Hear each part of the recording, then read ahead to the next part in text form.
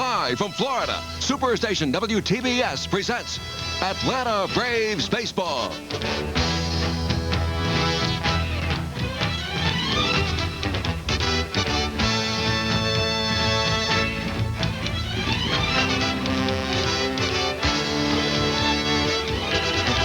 Braves Baseball is brought to you by Budweiser, the king of beers. For all you do, this Bud's for you. And by Delta, the airline run by professionals. Great service. That's the Delta spirit. And by Toyota's exciting cars and trucks for 1985. Toyota invites you to see them at your local dealer. By Canon, so advanced, Canon is the world's leader in 35mm photography. And brought to you by Kroger. Feel the difference. Go Krogering. And by CNN and CNN Headline News.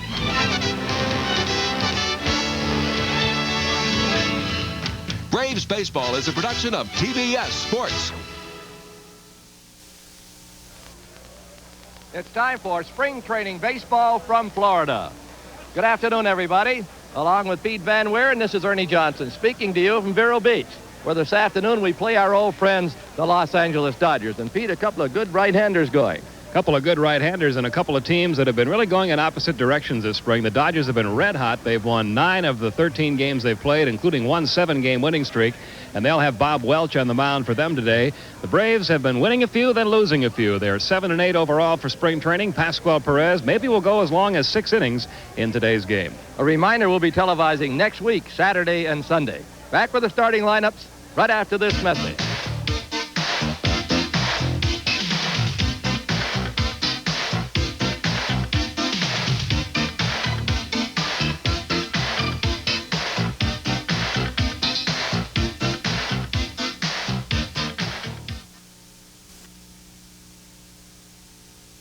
All right, we've had our national anthem. We'll be starting momentarily. We're waiting for the umpires. Pete has the starting lineups. Thank you, Ernie. For the visiting Atlanta Braves, it'll be Rafael Ramirez leading off today and playing shortstop. Paul Zavella bats in the number 2 position. Zavella at second base. Brad Cominsk will play center field today. He'll bat third. It'll be Claudell Washington in the cleanup spot, hitting fourth and playing right field. The number 5 hitter will be the first baseman, Gerald Perry. Batting 6th and doing the catching today, Rick Cerrone. Terry Harper will bat 7th. Harper in left field. Batting 8th and playing third base will be Ken Oberkfell. And the pitcher batting 9th, Pascual Perez. He may go as long as 6 innings in this one. For the Dodgers, they're going to play the lineup that'll probably be their opening day lineup, with the possible exception of the pitcher. Steve Sachs will lead off and play second base. Kenny Landreau will bat number 2 in center field. The number 3 hitter will be the left fielder, Al Oliver. Pedro Guerrero bats in the cleanup spot at third base. Hitting 5th in right field, Mike Marshall. The number 6 hitter will be the catcher, Mike Scioscia. Greg Brock will bat 7th and play first base. Hitting 8th and playing shortstop, Dave Anderson. And the pitcher for the Dodgers, veteran right-hander, Bob Welch. The umpires, Terry Tata will be calling the balls and strikes. Bruce Froming will be working at first, and Dutch Rennert over at third. We are once again sold out, as we have been almost every game we've played down here this spring, whether it's been in West Palm Beach where the Braves train or on the road. We're in Holman Stadium in Vero Beach today, and the overflow crowd in this ballpark sits on the banks from foul line to foul line out there, and the ball is still in play when it rolls up into that crowd. They have some lines painted on the palm trees. They're a little bit difficult to pick up, but if a ball goes over that bank or over that line in the palm tree into that bank, it's supposed to be a home run. If it goes into that bank below the line, the ball is still in play. It can get very interesting when a ball is lifted deep to the outfield, because the outfielders can run right up that bank and try to make a catch. You can see the lines on that particular palm tree, or the line on that particular palm tree. And we might get a couple of interesting situations out there today. Candy Maldonado made a catch against the Orioles yesterday right up near the top of the bank, and they are supposed to count that a home run when a ball is caught up there, but I guess they didn't, this being Dodger Town. The Dodgers, by the way, lost that game yesterday, and that ended a 7-game winning streak they had put together down here in spring training. They're playing very well. They've won 9, they've lost 4. The Braves have won 7 and lost 8. The two teams hooked up in a B game this morning that began about 10 o'clock over on one of the adjacent diamonds, and the Dodgers won that game 9-0. Encouraging, though, for the Braves was the pitching of Jeff Dedman. He worked 5 innings, giving up only 2 unearned runs. The Braves managed only 2 hits off Dodger pitching in that game. The Dodgers have taken the field defensively. They have an outfield of Oliver, Landreau, and Marshall. An infield of Guerrero, Anderson, Sachs, and Brock. Mike Scioscia doing the catching. And right-hander Bob Welch on the mound. Welch is 2-0 this spring. He's given up only 2 earned runs in 7 innings. A 2.57 earned run average. He's counted on by the Dodgers to be one of the strong members of their starting rotation, which is one of the better starting rotations in the National League. If in the background you believe you hear the strains of Hail to the Chief, indeed you do. No, Ronald Reagan is not here at the ballpark. They play that music every time Guess Who walks onto the field. Number 2, Tommy Lasorda. In fact, when the Dodgers took the field here today to do a little infield practice, Lasorda walks all the way in from the right field corner.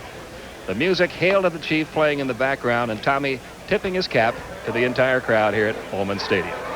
He responds. All part of the fun of spring training baseball. Well, Welch about set to go. Ramirez, Zavella, and Comments will be leading it off for Atlanta. I'm here to tell you all about it once again, Ernie. Okay, Peter. If you're ever in the area during spring training, by all means, come out to Holman Stadium in Dodgertown and take in a ball game.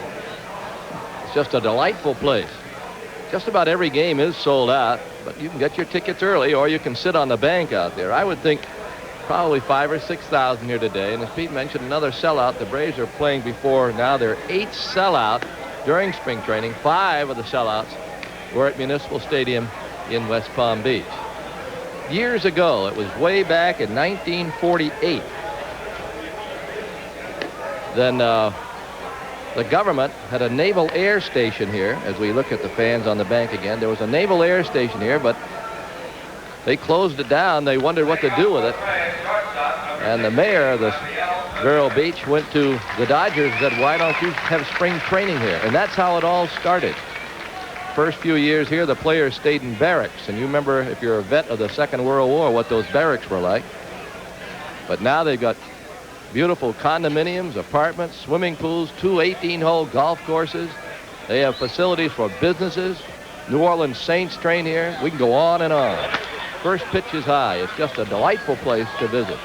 And all the streets in this complex are named after Dodger greats past and present. There's Roy Campanella Drive and Sandy Koufax Avenue. Quite a place. Ramirez batting .235 for the spring in the 1-0. Line toward center.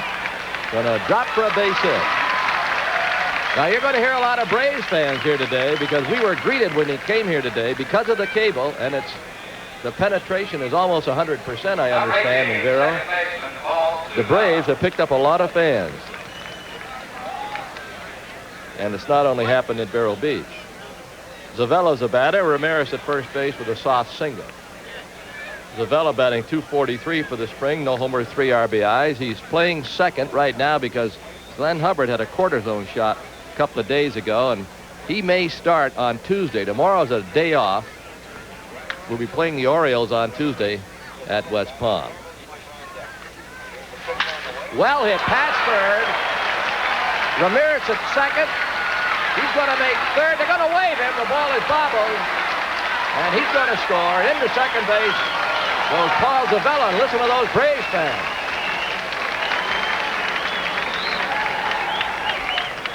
The ball was fumbled by Oliver in left. I don't know if they'll give him an error or not. They haven't put an error up on the board yet. Bobby Wieren was giving the green light to Rafael Ramirez all the way because they know that one of Al Oliver's few weaknesses in this game is he does not throw well. So they were going to get a look at that arm if he fielded the ball cleanly, and since he didn't, Ramirez was able to score standing. And down at second with a run-scoring double, Paul Zavella. The batter's Brad Comments. He's had a good spring. Comments yesterday hit his first home run of spring training. Went about 500 feet. He's batting .326 with a homer and 5 RBI.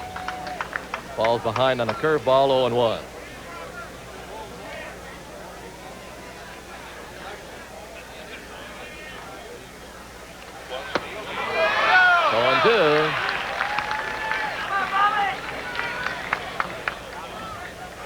We try to pick up certain things on Eddie Haas's managing and his selection of players to play each day. We've noticed Zavella, who's normally a shortstop in the minor leagues, now seems to be the leading candidate to back up Hubbard. He play if Hubbard couldn't play. We've also noticed that Milt Thompson's not playing as much in left field as he did early in spring training.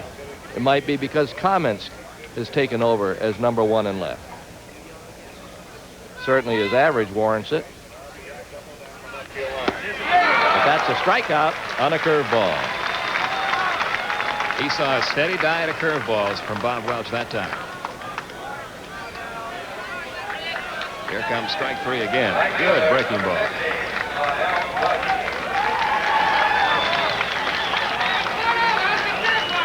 Washington at 276. Started out very slowly, but he's boosted his spring average from 083 to 276 with 7 hits in his last 14 at-bats. He'll be followed by Perez. It's 1-0 Atlanta. Top of the first.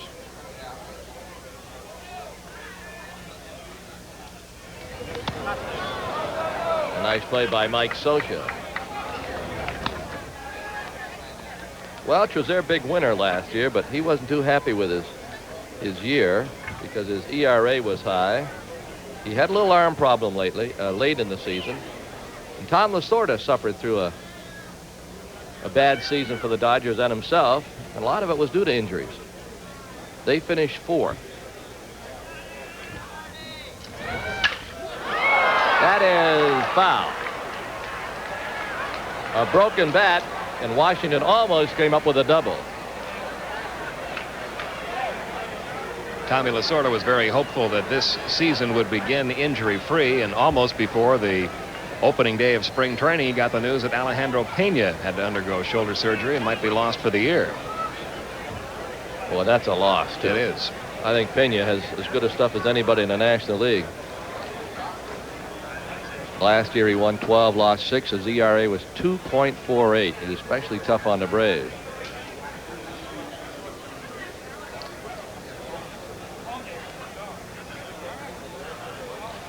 Welch won 13, lost 13. ERA high for him at 3.78. Zavella's at second. 2-1.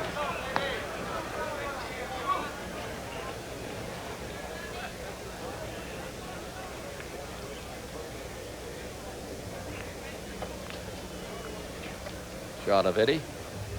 And the 2-1. Beautiful changeup, 2-2. It's another difference fans will notice as this game goes on during the day. They really have no dugouts here at Holman Stadium. The players sit out in the open, right in front of the box seats. Just like everybody else. They have a minor league team here, plays in the Florida State League. 2-2. That's it. Strikeout. That's 2 in a row. One swinging and one called, and here's Gerald Perez.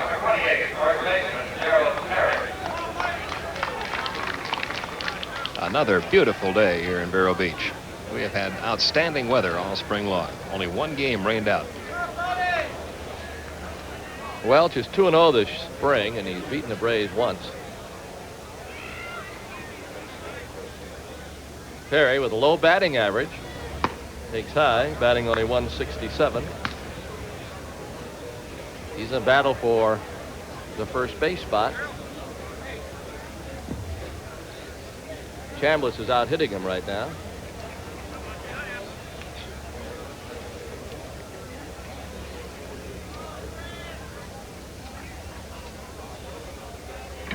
Scioscia with a sign, taking a little longer as they can't get together. They use a different set of signs with a runner at second.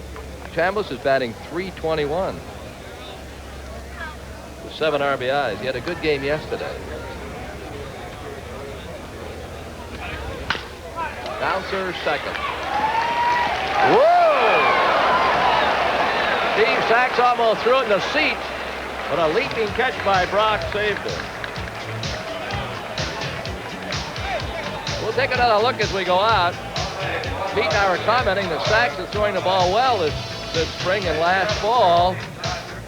But he just uncorked a high one, but Brock came down with it. We go to the bottom of the first inning, 1-0 Atlanta.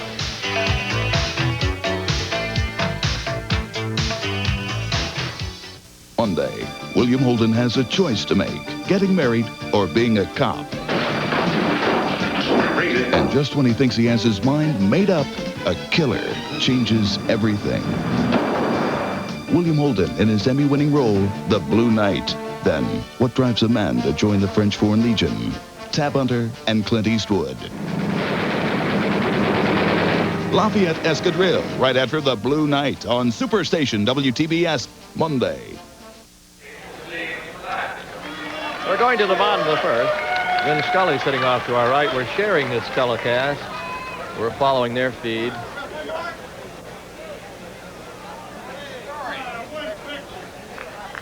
Sachs with a spring training record of .333 batting average, a homer and an RBI.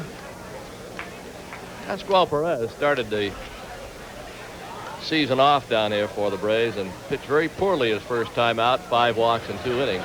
But since then, he's been a different pitcher. He's reeled off 3 straight good performances. I think the fact that he did not play winter ball for the first time in his career might have attributed to that slow start. Might be attributed to that slow start. Because the control is way off. That's a foul ball. Obergefell went through with it, but it was just foul. Landreau will follow, and then Al Oliver. Right down the third base line. It was fair when it took that last bounce, but foul when Obergefell fielded it.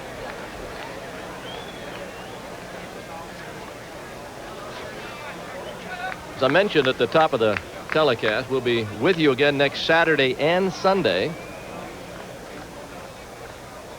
We'll be on Braves Radio, WSB in Atlanta on Tuesday at 1:20. We play the Baltimore Orioles from West Palm. That's Tuesday afternoon, WSB Radio.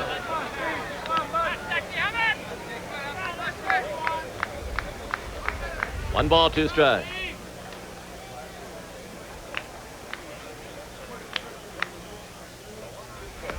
Tomorrow's a well-deserved day off.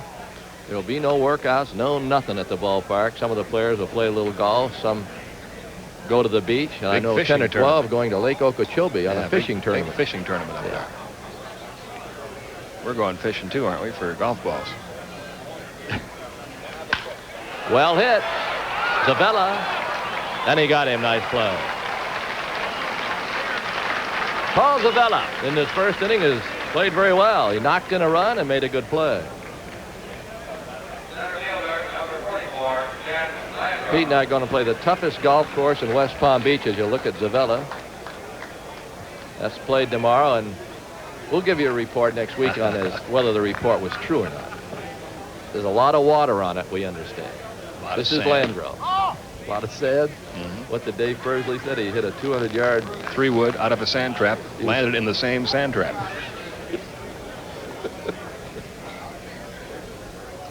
The 1-0 to Landreau. Hit hard. Foul. Down past first. Sounds like our kind of course. Yes.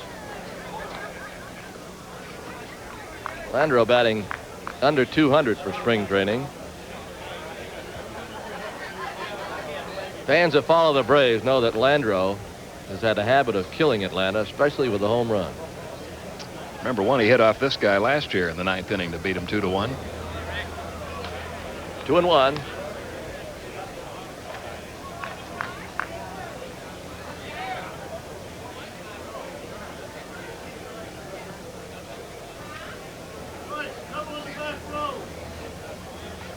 One out, nobody on. Good breaking ball. Perez really gets in that hat.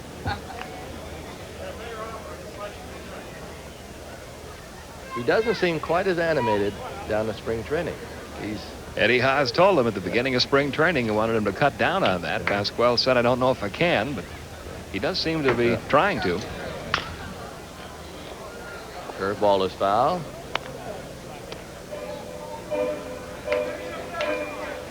The Braves lead it 1-0 on a couple of hits in the first inning.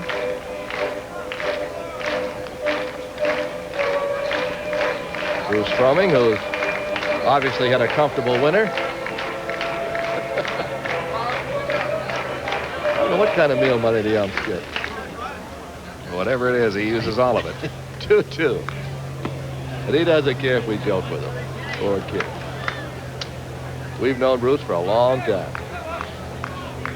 He's from Wisconsin. 3 balls and 2 strikes. Pascual working slowly here in the bottom of the first with the payoff. Fouled away. Another breaking ball. Cerrone has hit the ball better of late.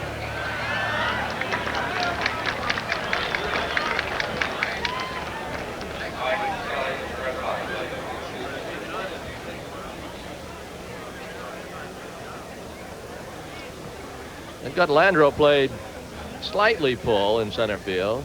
The 3-2. Ball strike 3. Wow, what a fastball. Outside corner. 2 away.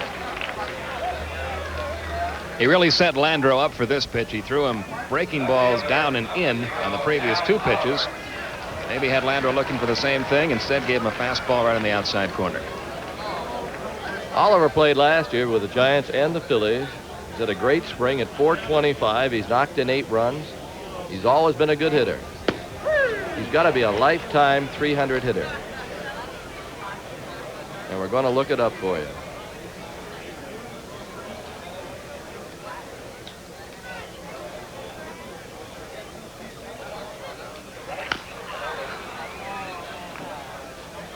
Let's see. American League totals, and he played there for several years. He batted .319. National League totals 300. So the overall, he's a lifetime hitter, .306.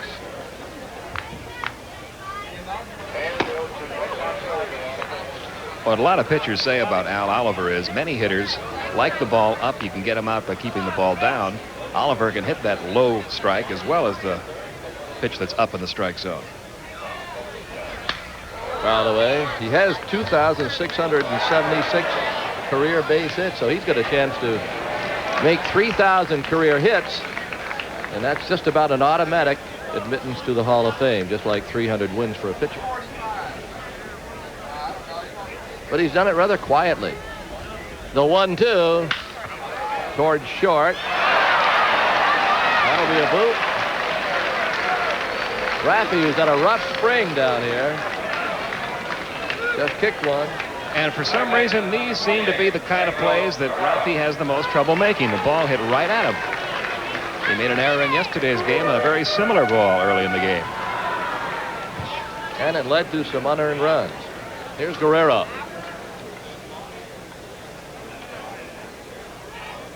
One of the best hitters in the league standing up there. Pedro Guerrero. In an off year last year with 72 RBIs.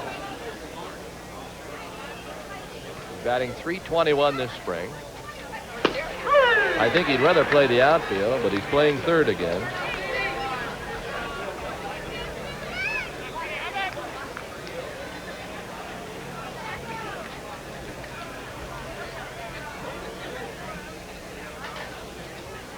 Two previous years, 82 and 83, Guerrero knocked in 100 runs. Fleck down.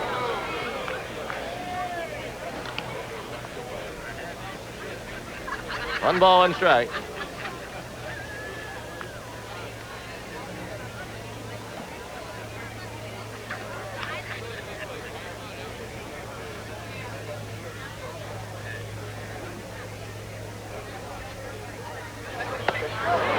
Breaking ball, 1-2. It's 4-10 to dead center here. Down the lines, up on top of the banks, it's 360.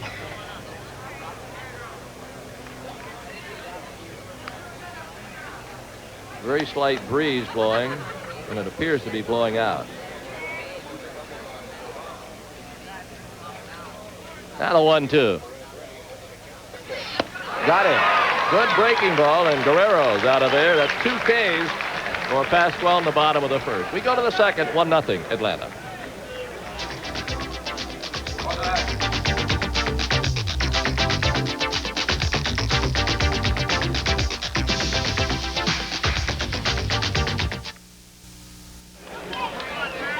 Braves coaches, Bobby Wieren on the left, Bobby Dews on the right. Rick Cerrone's a batter. Batting .222. Strike call.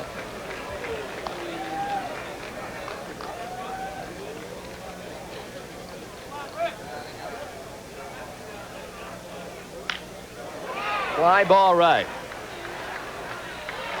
Marshall came in, but he recovered. One down. Cerrone had 6 hits in his last 12 at-bats prior to that flyout.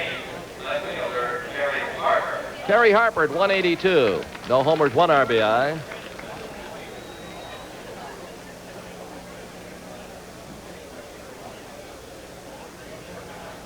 Looks like I saw a sign from Manuel's Tavern. I believe you just did.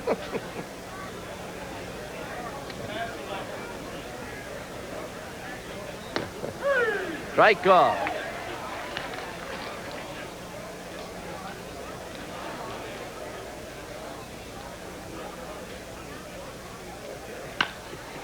Bouncer to short. That's 2 down. Dodger pitcher Jerry Royce just stopped by to said he's Feeling good. feeling good and raring to go. He's a good pitcher. He's had some arm problems, but not anymore. Here's Oberkfell. We saw Rick Monday, ex-Dodger. He's now a TV commentator here. Pitched to Obie. Pretty well hit right center. No, not going to carry. Marshall. Got it. And that's a 1-2-3. We go to the bottom of the second from 0. Thanks for tuning us in. It's 1-0 Atlanta.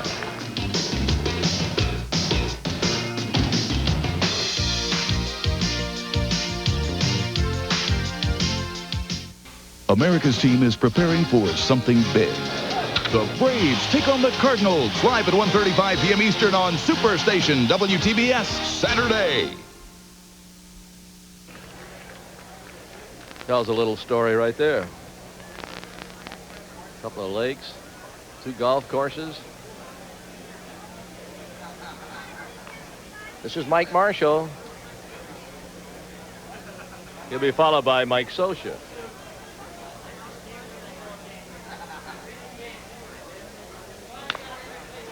Fouled away. Marshall batting only 136. The Dodger pitching has been excellent down here. They've allowed 9 earned runs in the last 49 innings. That's an ERA of 1.65.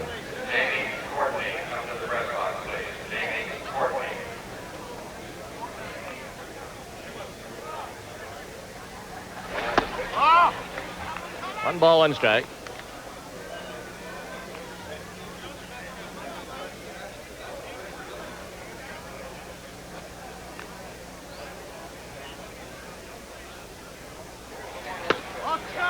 Pascual is 6'2", 163. 114 last season, lost 8. ERA 3.74.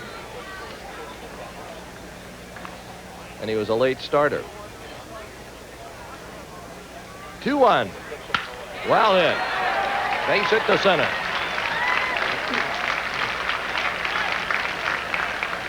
Marshall starts the second for Los Angeles with a single to center.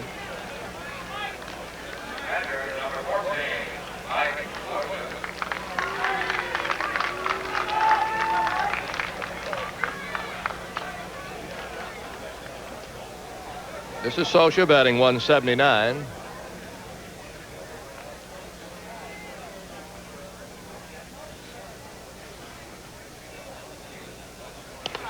Gets away.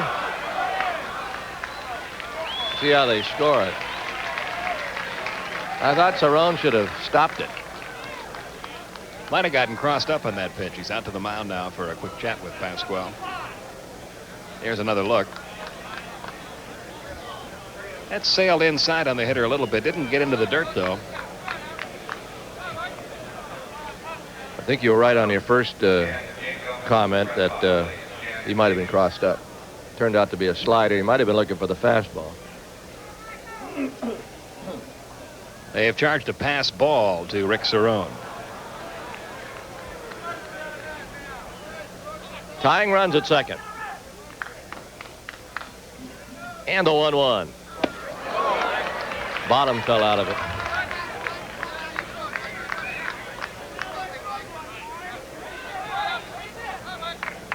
Terry Tata dusts off home plate. Froming's at first, Renner at third. Working with 3 umpires, so in this particular case, Tata, the home plate ump, will have to call anything hit down the first base side because Froming has moved down towards second.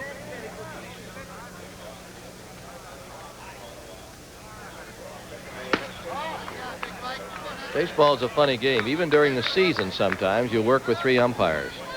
Might be the only sport where you just say, oh, well, if the head linesman isn't here, we'll play anyway.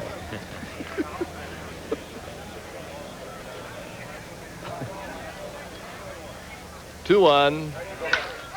Left center field. Can anybody catch up? Harper. The tag. And Marshall make third. That was a nice catch by Terry Harper. He had to go a long way. They crisscrossed out there, and Harper came up with the ball. And Sosha wasn't sure whether Harper caught it or not. He was busy making his way down to second base. Had to ask umpire Bruce Froming whether or not that was a catch. He saw the outfielders crisscross, but didn't know whether the catch had been made. And it was kind of difficult to tell, even on looking at it a second time. Almost a collision out there.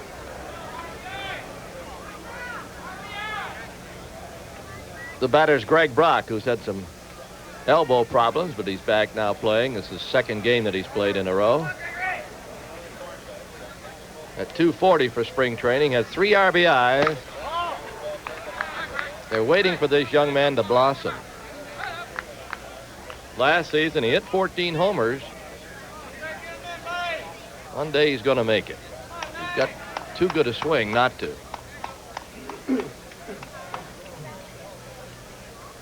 One and 0. 2-0.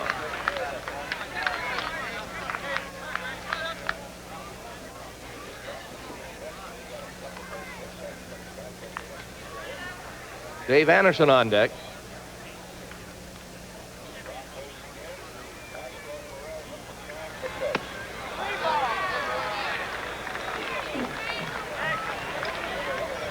Three balls and no strikes.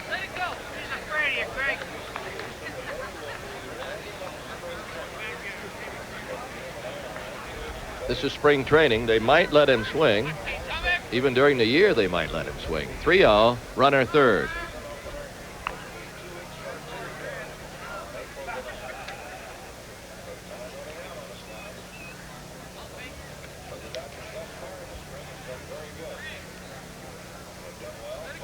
Marshall off third and a 3-0. Ball 4.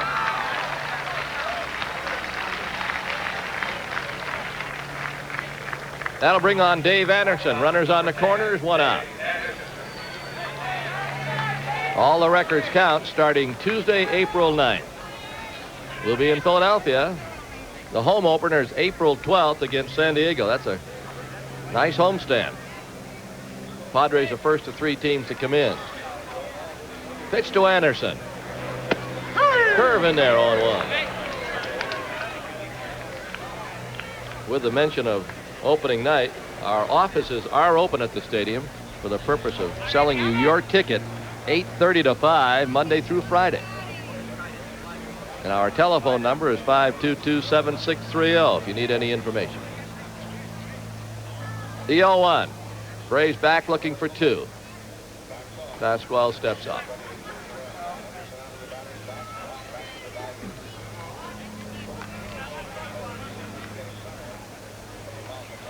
One out, 1-0 Atlanta, bottom of the second. Welch is on deck. Here's an 0-1. Didn't mean to. Fastball jammed him. It's 0-2.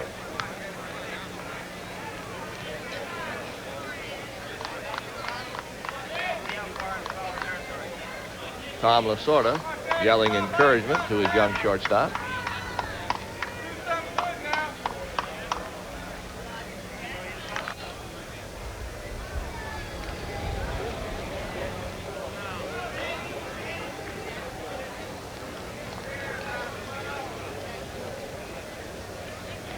Now an 0-2. It's foul by third.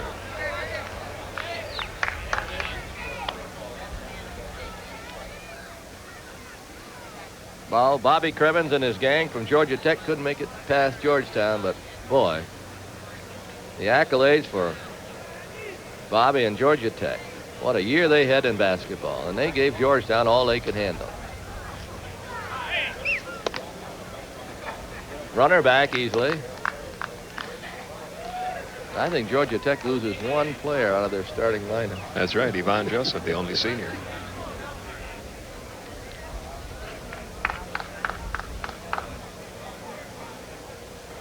They should be very happy on the flats, and I'm sure that they are.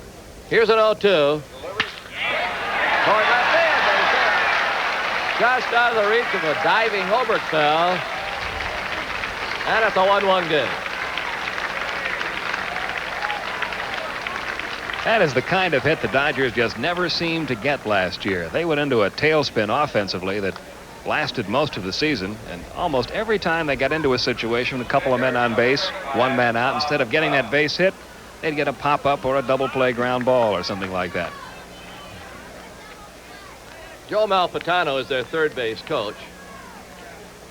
Boy, Dizzy Dean had a time with that name. Joe Malfitano just talked it over with Welch. They might let him bunt. There's one out. Perez fairly shallow at first and Oberkfell at third. Runners first and second. He is squaring to bunt, and it almost hit him, and it did.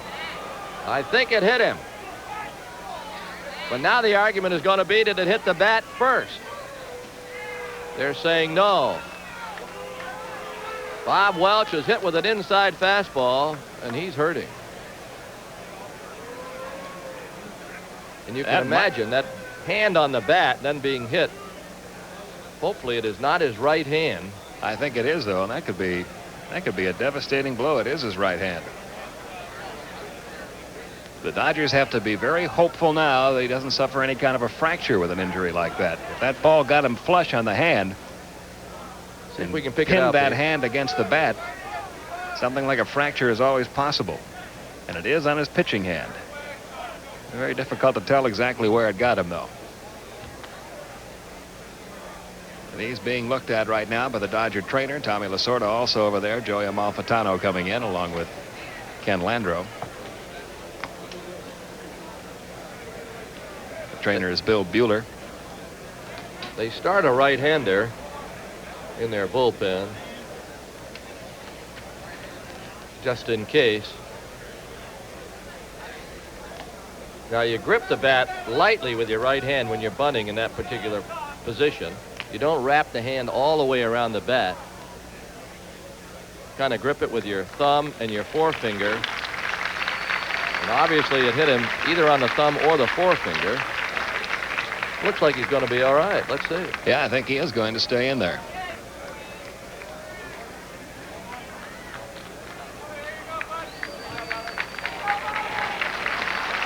Well, that's good news. You hate to see any ball player hurt at any time, but especially in spring training when you're getting ready to get the season started. That could have been a devastating blow to the Dodgers, who have already lost Alejandro Pena for an extended period of time, if they had lost Welch, too. He appeared to be pointing more toward his wrist as he got to first base. And it just pinched him. And scared him a bit, too. What's a funny feeling, that ball's sailing in at you, especially when you're turning to bunt. You think the last thing it's going to do is hit you. Here's Sachs with the bases loaded. One down. It's a 1-1 game. He is 0 for 1. 1-0. Perez in a peck of trouble. While they were tending to Bob Welch, Johnny Sain, one of the Braves pitching coaches, went out to the mound to try to settle down Perez. Has been a little wild this inning.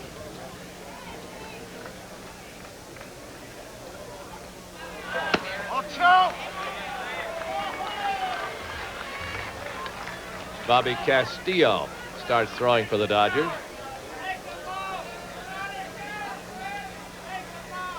What a pitch to hit for Sachs. 2-0. And he did. Right into center field. One in. Throw toward the plate. To it.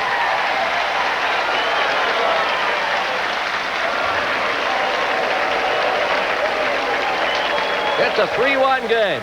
when you get behind a pretty good hitter with the bases loaded and you got to get it over, he's thinking fastball right down the chute, and that's what he got, and it ended up in center field. You called it perfectly. That's exactly what he got. Fastball right down the middle, and that's what he was looking for. 2 runs are in. The Dodgers are up 3-1. Now Landreau. Toward first. It's a foul ball.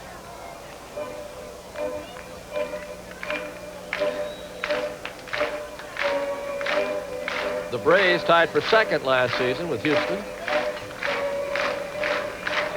Dodgers ended up 4. Their record's 79-83. They drew 3,100,000. They went over 3 million in home attendance for the 5th straight year. Incredible. No one ever said that would happen. It used to be 2 million was the magic number. Now the Dodgers are thinking, because one year I believe they were up around 3,7 million, that if they ever stayed in front all year long, that they would draw 4 million people. 2-1. That's a lot of tickets. It's a lot of anything. Yeah. It means you've got to average well into 40,000 per game. And when you think of all the Tuesdays and Wednesdays and Mondays that you play baseball, some people can't come unless it's a weekend. Another visitor to the booth next door, Mr. Valenzuela, looking very trim this spring. 3 balls and 1 strike.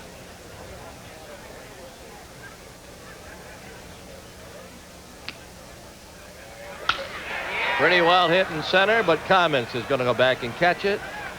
The tag at second. He will not come. That was Welch. And now Al Oliver with runners still at first and second. This is the 8th batter in the inning for Los Angeles. They lead 3-1. Something to watch for whenever Al Oliver bats. If the pitcher, whoever it might be, gets that ball down around the knees, just watch Oliver go down after it. He is one of the best in the business at hitting a pitch down there.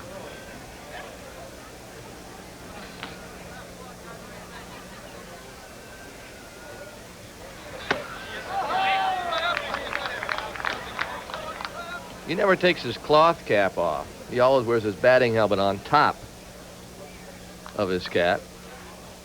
Not all players do that.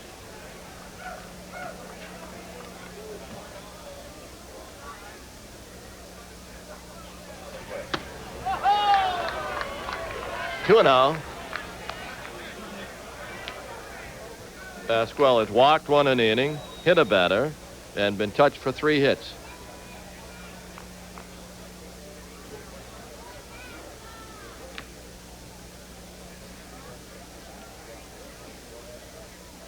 Good pitch for Oliver, 2-0. But it's outside, 3-0. Jerry Fraley and Chris Mortensen covering the game for the Atlanta Journal and the Constitution as you look at the Braves coaching staff along with Eddie Haas.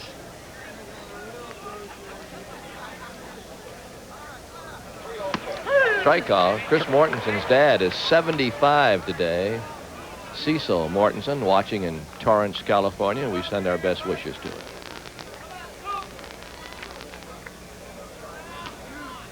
We might get a little action in the Braves bullpen. I think that last shot you saw Johnny Sain pull a slip of paper out of his pocket, probably to see who might be available to come in early. The plans were for Perez to go about 5 or 6 innings, but like yesterday's game when Rick Mailer was ineffective early, they went right to the bullpen, and there's Zane Smith now starting to loosen up. 3 balls and 2 strikes. The runners will be going, and the 3-2 is on the way. Hit foul.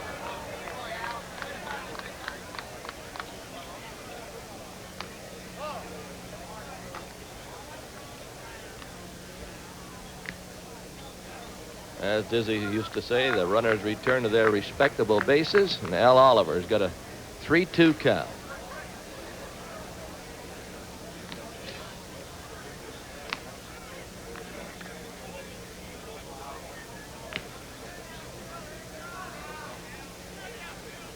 Oliver's 38 years old.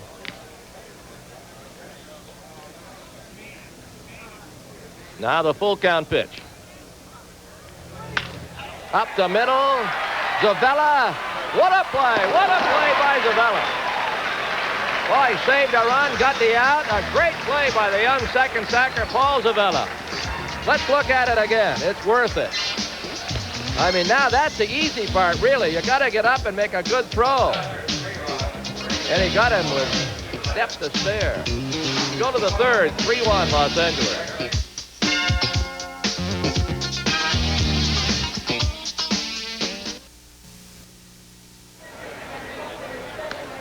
It was such a neat play. Let's look at it again. You really see Zavella show his range here, going toward the bag at second. He takes 1, 2, 3, 4 steps, then makes the dive, and then comes up and makes a very strong throw to first. That's a great play.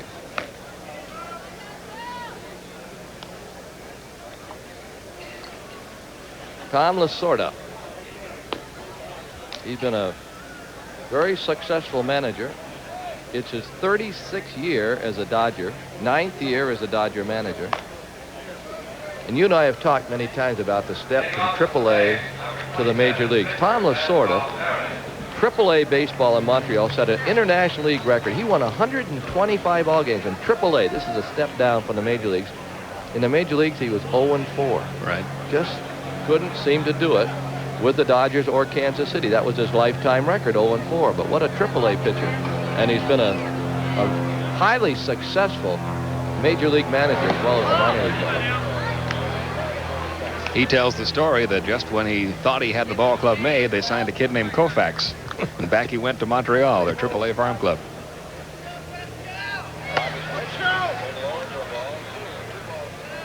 I don't care if they play Hail to the Chief or not, but he's won about 3 or 4 pennants in 8 years.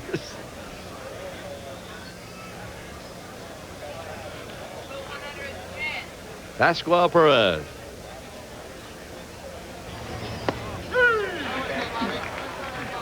Two and one.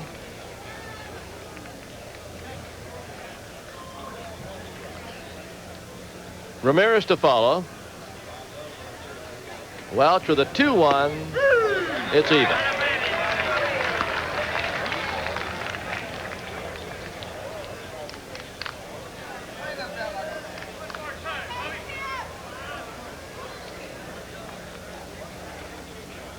And a 2-2. Look out in the seats off to the right.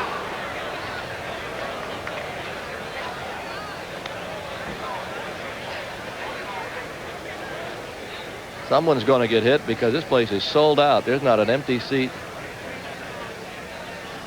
in the stadium. We hope no one is hit seriously. Perez, strike 3.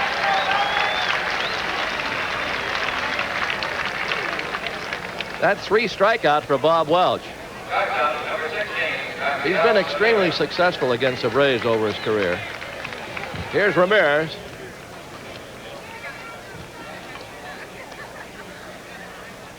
Maybe his best game in the major leagues came against the Braves. Bob Welch pitched a 1-hit shutout against Atlanta one time, faced just 27 men. The 1 hit, a single, followed by a double play. Raffy takes a strike. Looks like they're starters right now. They hope Honeycutt will get healthy. He pitched in the B game today, and I understand he pitched all right.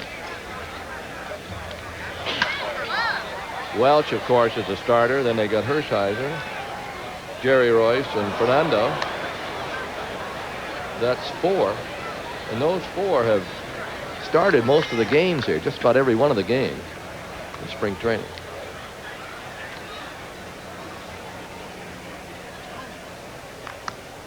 They will not have Alejandro Pena. It'll be interesting to see when they reach the point in the season where they need to go to a 5th starter, who they will go to.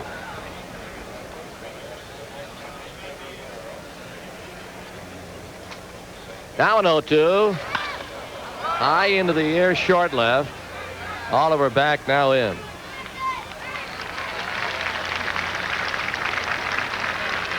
Two away for Paul Zavella, who's done just about everything for the Braves so far today. doubled in a run and saved a couple with his glove.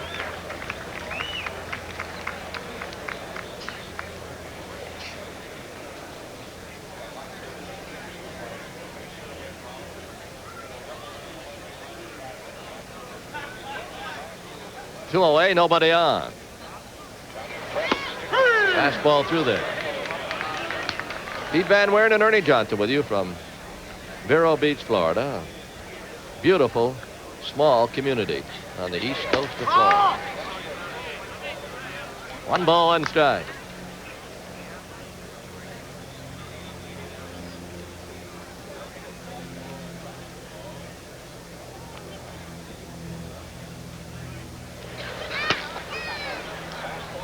Welch cut loose a fastball that missed high and away. 2-1.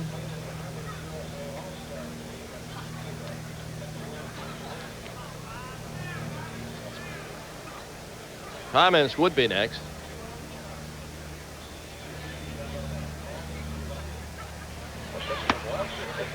Three and 1. At first homestand, as you take another look at the King, the Chief, that's Ron Peronowski alongside his pitching coach, and what a relief pitcher he was for a long time. A great one. 3-1. Down low, ball 4. I mentioned we open against San Diego. That's Friday, Saturday, Sunday, the 12th, 13th, and 14th. And then Cincinnati's in for 3, followed by Houston for 3. So it's a 9-game homestand. We're in Philadelphia only for 2 days, April 9th, off on the 10th, and play the Phillies again on the 11th before getting back to Atlanta. This is comments. Zavella's at first with the walk. And the curveball hits the strike zone.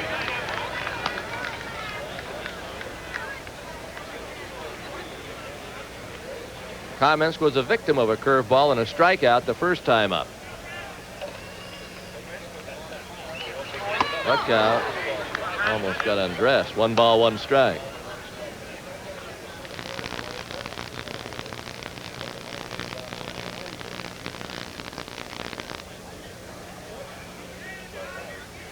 And the 1-1. It's almost like waste a fastball and throw curves. He missed with that curve. 2-1.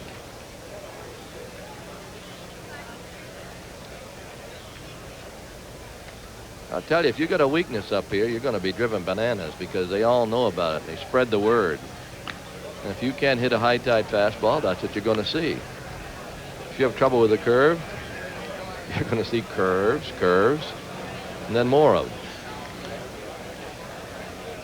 There are no secrets. 2-1.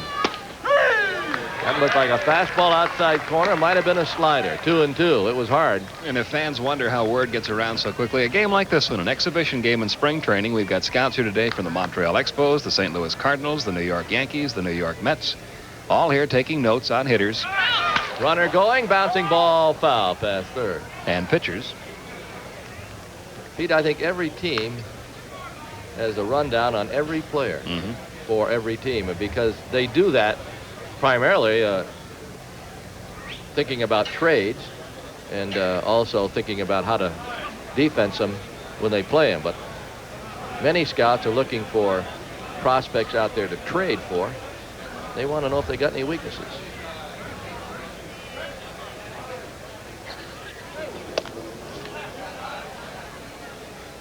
Two balls and 2 strikes.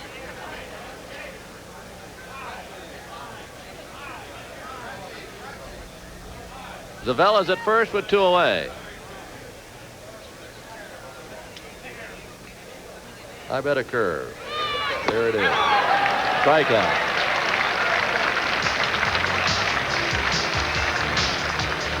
It was a let-up. We'll take another look. It was a curve or just a straight change, but it was not a fastball. We have played 2.5, 3-1, Los Angeles.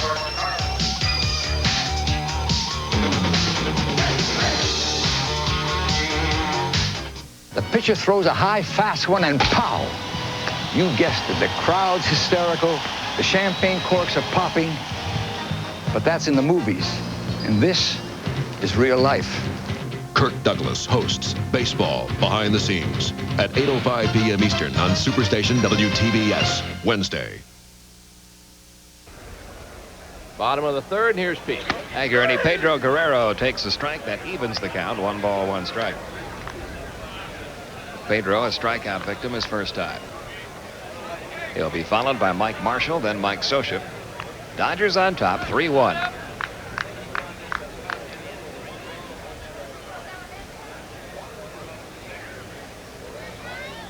Here's the 1-1. Floater.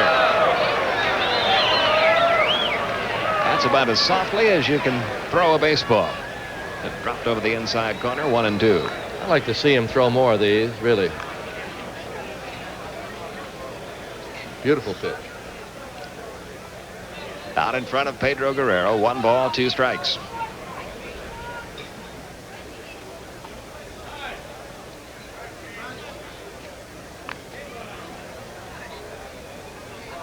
Now the 1-2 offering, got him with a breaking ball. Guerrero down on strikes for the second time in the game. That's the 3rd strikeout for Perez. And here's Mike Marshall, who got the 3-run second inning started when he singled to center field.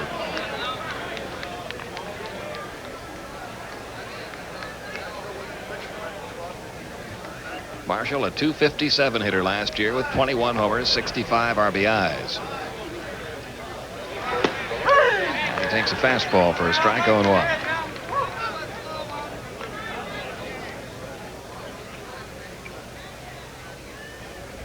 Mike Marshall, according to the Dodger press guide, wears a size 14 shoe. I believe they're right, too. There's that floater again. This time it missed inside. 1 ball, 1 strike.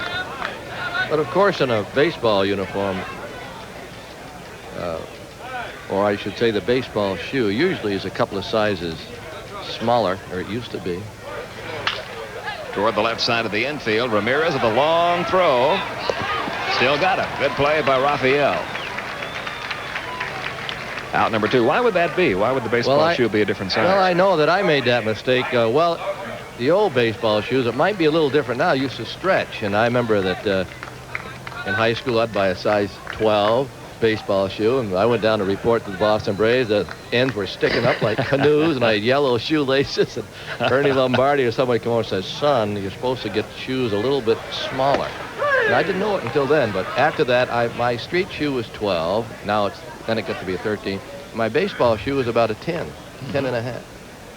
Never knew that. It's stretched out. The 0-1 pitch to Mike Scioscia. Caught the corner, 0-2. Scioscia flied to left his first time. 3 runs, 3 hits for the Dodgers. 1 run, 2 hits for the Atlanta Braves. We're in the bottom half of the 3rd. Of course, I'm talking in the dark ages now, so today it might be a little different. And the 0-2. Misses low, 1-2.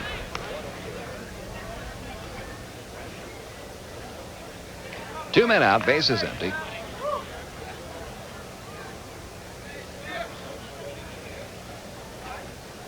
And Perez getting ready now for his 1-2 offering. Time called. Scioscia steps out.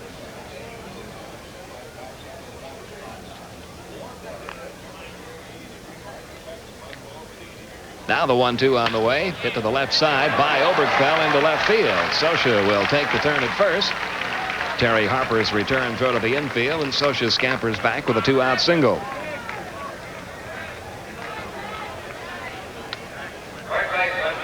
That's hit number 4 off Perez and brings up Greg Brock.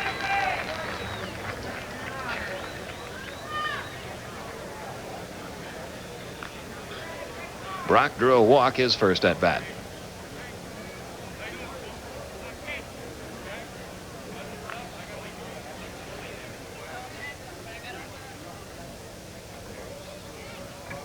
Scioscia being held at first, although he's not really a threat to steal.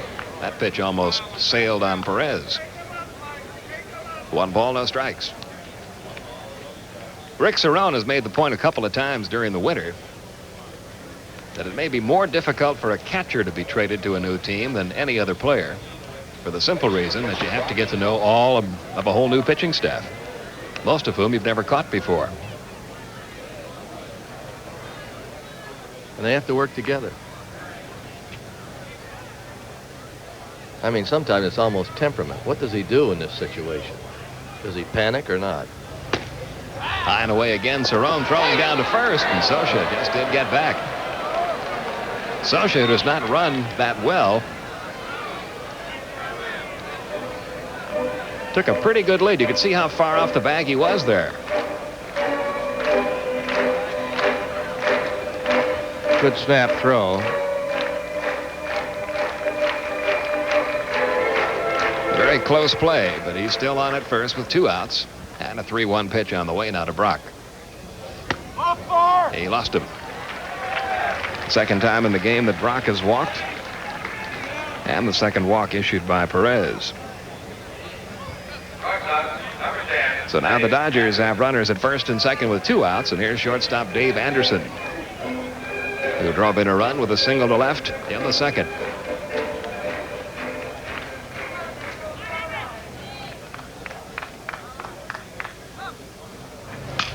Broke his bat on that ground ball deep in the hole. Ramirez, he'll have no play anywhere. He got to the ball, but Anderson, who runs well, had it beaten easily at first. Ramirez took a quick look over at third and second, but had no play there either. As soon as it got by Oberkfell, it was going to be a base hit because Raffy had no play. Broke his bat, got himself a hit. And let's see, here's Welch. So Anderson now 2 for 2, 5 hits off Perez in the game. Zane Smith is up again in the Atlanta bullpen. This might be the last inning for Pascual. He's struggled a little bit, and he's thrown a lot of pitches. He's just over 70 pitches now, and we're only in the third. Welch was hit by a pitch in the second. And he takes low and inside, ball 1. There's left-hander Zane Smith at work in the Braves bullpen. And the count on Welch now 2-0. Very unlike Pascual Perez to have him fall behind a lot of hitters, but that's been the case here today. That's a strike. It's 2-1. Dodgers with a 3-1 lead, trying to add to it. Bases loaded, 2 men out. And the 2-1 on the way. Little tap over the mound. Who's going to get to it? Ramirez can't come up with it cleanly. A run is in. Everybody's safe. And it's now 4-1 Dodgers. Had Ramirez come up with that ball cleanly, he might have had a play at first base. With a pitcher running, he could throw him out, but hit on the heel of his glove. All hands are safe. Looks like it's going to be another error, right? Another error on Raphael, his second of the game. Johnny Sain, the Braves pitching coach, one of the 2 pitching coaches on the Braves this year, out now to talk to Pascual Perez. Another look at this play. Ramirez gets to the ball right in front of the bag at second. If he makes the clean play there and throws on to first, the inning's over. Well, now they've taken away the error. Now they're charging a base hit, or giving a base hit to Bob Welch. So that gives Welch an RBI as well. So a change in the scoring.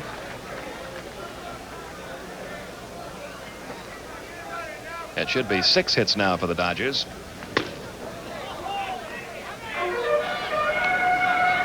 Steve Sachs, who was grounded out to second and singled in 2 runs, batting for the 3rd time in the game. 4-1. Dodgers leading it. Bases still loaded. 2 outs. And the 1-0. Got the breaking ball in for a strike. 1-1.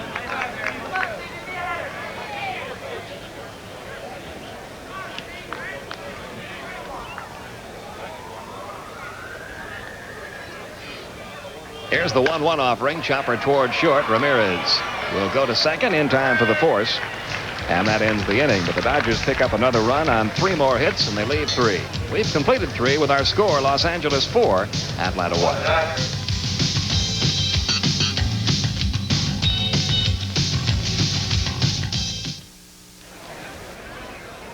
Some more Braves fans. This telecast is authorized under broadcasting rights granted by the Atlanta Braves and is intended solely for the entertainment of our audience. Any publication, rebroadcast, retransmission, or other use of the pictures, descriptions, or accounts of this game in whole or in part without the express written consent of the Atlanta Braves and the Turner Broadcasting System is prohibited. The announcers for this game are employed by the Turner Broadcasting System. We move into the top half of the fourth inning. Claudell Washington leads it off. Claudell batting cleanup today, struck out his first time. Welch has recorded 4 strikeouts over the first 3 innings. I believe Perez is finished for the day. Zane Smith will be next. Pitch to Washington. Little dribbler out in front of the plate. Sosha will field. And 1 pitch, 1 out here in the fourth. Now first baseman Gerald Perry, who grounded out to second his first time.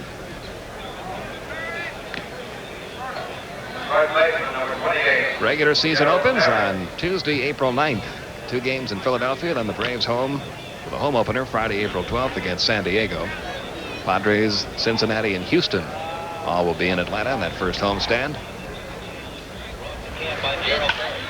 High in the air to right field. Not much carry to it, though, and Mike Marshall waits and takes 2 pitches, 2 outs in the fourth. And the batter will be the catcher, Rick Cerrone. Catcher, number 5, Rick Cerrone. Pete Van Weeren, Ernie Johnson with you today. Skip Carey and John Sterling on basketball assignments. Various parts of the country. I've given up trying to keep track of where those 2 are. I think, I'm only guessing now, but I think Skip was in Washington last night and John was in Cleveland. And this is going to be a 3-pitch, 1-2-3 inning for Bob Welch as Al Oliver handles that fly ball off the bat of Rick Cerrone. Nothing doing for the Braves in the fourth. We go to the bottom half. Still the Dodgers 4, Atlanta 1.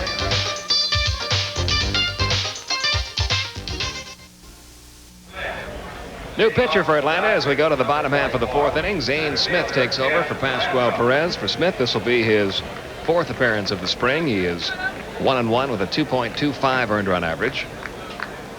Given up a couple of earned runs and 10 hits in 8 innings.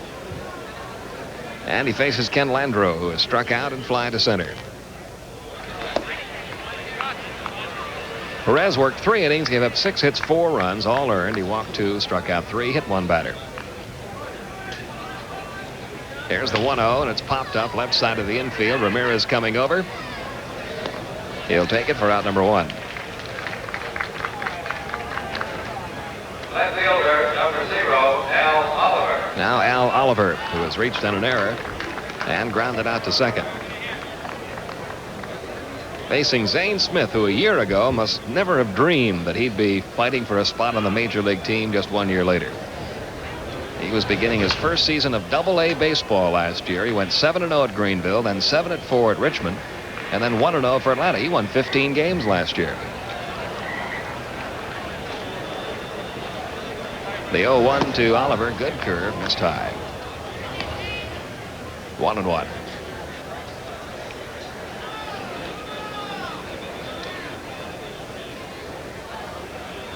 Now the 1-1 breaking ball popped him up right side of the infield. That is Paul Zuvella. And that is out number 2. Now the third baseman, Pedro Guerrero. Nothing for 2 with a couple of strikeouts.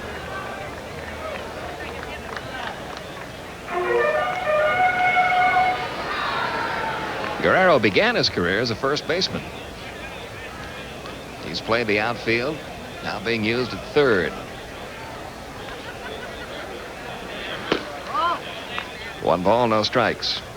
Everyone, including Pedro, admits that third is not his best position. Here's the 1-0. Well, that story last year when Tom Lasorda said, you got to be thinking out there, and you've got to be thinking of various things. What do you think about out there in a tight game? There's Maldonado warming up. He said, I'm thinking of 2 things. Don't hit the ball to me. That's number 1. The second thing I'm thinking about is don't hit the ball to Sachs. They broke the place up. That was the end of that meeting. Yeah. And any discipline Tommy Lasorda wished to enforce that day was out the window. 3-0, he got the green light, hits it foul. That may have been the best line of the year.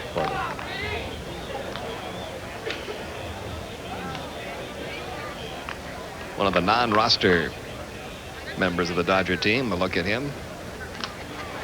He's not even on the non-roster player list.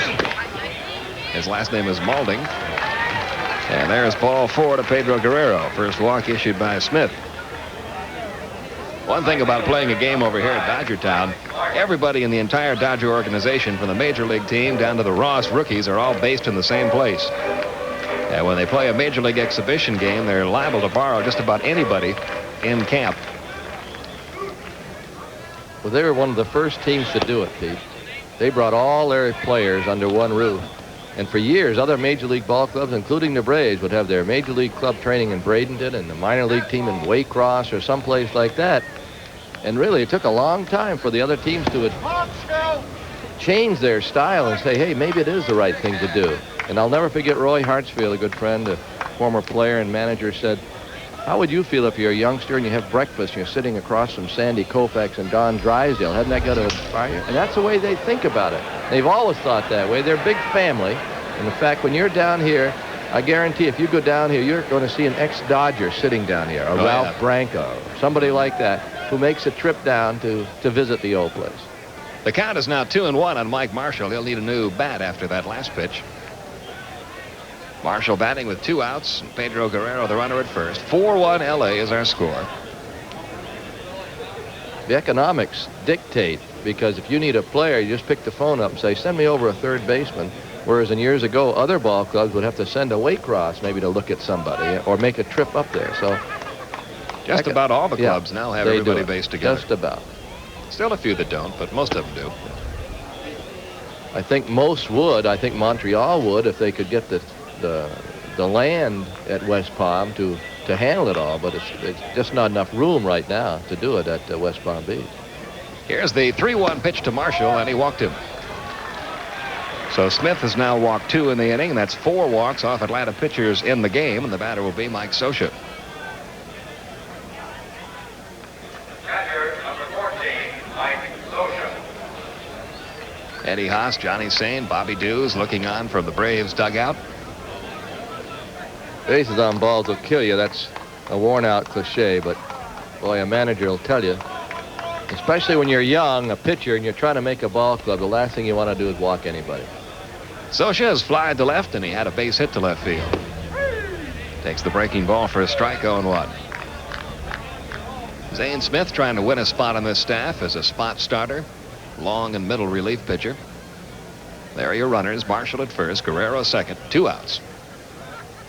And the 0-1 is a curve grounded toward first. Perry will handle it, unassisted to end the inning.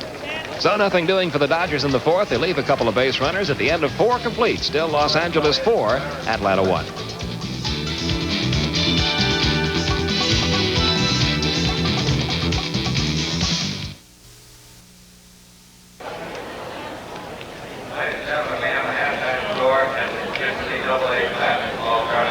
Maldonado in center field now, so you can take Landro out. R.J. Reynolds also has checked into the game in right field, so Mike Marshall through for the day. And Terry Harper leads off the 5th for Atlanta. Harper grounded out to short. His only time up. Welch working his 5th inning. Bobby Castillo up now in the Dodger bullpen, so this will probably be the last inning for Bob Welch. He's given up only 2 hits. 1 ball, no strikes.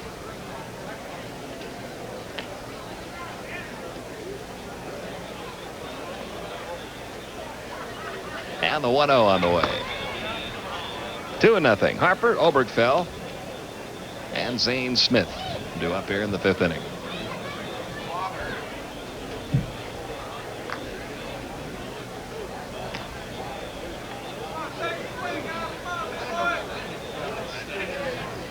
Now the 2-0.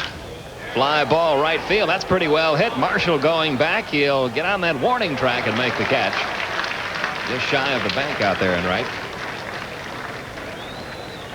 Out number 1. They say about the warning track here at Holman Stadium in Vero Beach, it's a very sandy warning track. And sometimes an outfielder can be going full tilt back to that track, hit that sand, and kind of skid a little bit on it. Marshall made a good play on it. Thought the ball might get over his head. Here's Obergfell. Obergfell flying to right his first time. And he pops this one foul out of play, 0-1. 4 runs, 6 hits, no errors for the Dodgers. 1, 2, and 1. The totals for Atlanta. We're in the 5th.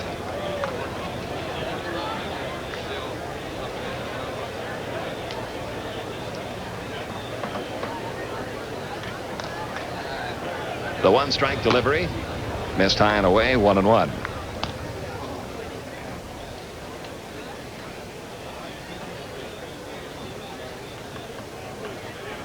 Now the 1-1 delivery. Breaking ball, little chopper toward second. Let's see how Sachs throws this one. Good throw this time. And Mr. Welch on a roll. He's now retired 6 in a row. Zane Smith will be the batter. Smith, pretty good hitter. Didn't get a chance to show that at all in the minor leagues where they used the designated hitter rule, but came up to Atlanta last year, went 5 for 9. And he has a couple of hits this spring.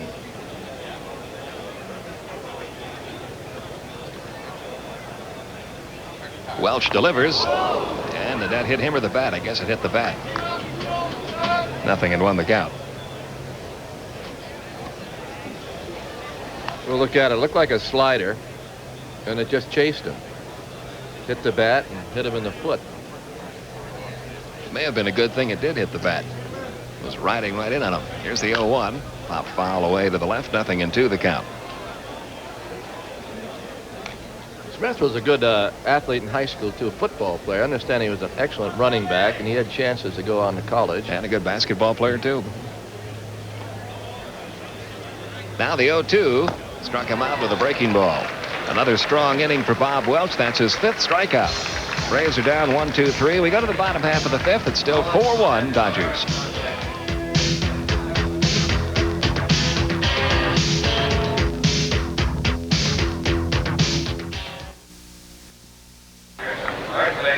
Our next NBA game is tonight. Detroit at Los Angeles, 10:05 Eastern Time. Bottom half of the 5th inning, lower third of the order due up for the Dodgers. Greg Brock, Dave Anderson, and a pinch hitter for Bob Welch. He's headed down toward the outfield to do some running. And the count 0-1 on Brock, who has walked both times up. Bobby Castillo continues to throw in the Los Angeles bullpen. 1-1, the count on Brock.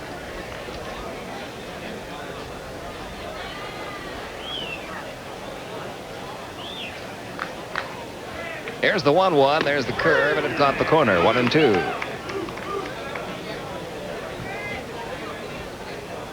Zane Smith, 6'2", 195 pounds, out of North Platte, Nebraska. Still 1-2 on Brock.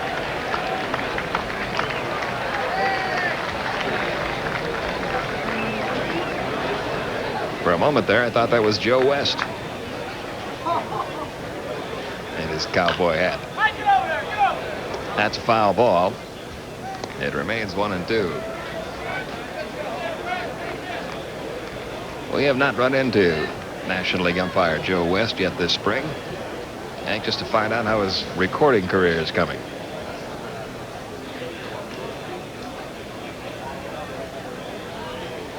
And he sang. Oh, yeah. Sang up a storm. 2-2 the count.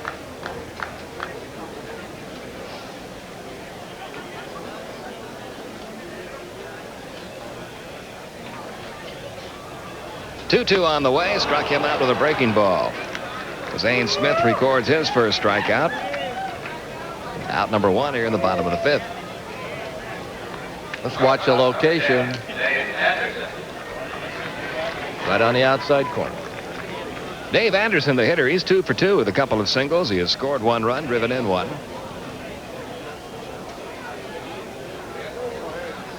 Russell has a bat. He's going to pinch hit for Will. 1 ball, no strikes on Anderson.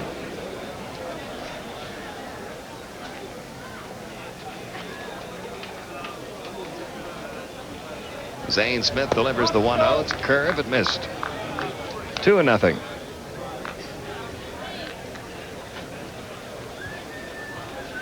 There'll be the next Dodger pitcher, Bobby Castillo, continuing to throw in the Los Angeles bullpen.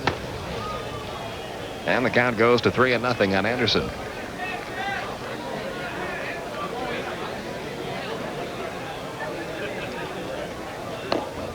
And on 4 straight pitches, Anderson draws a walk, the 3rd issued in the game by Zane Smith, number 5 off Braves pitching overall.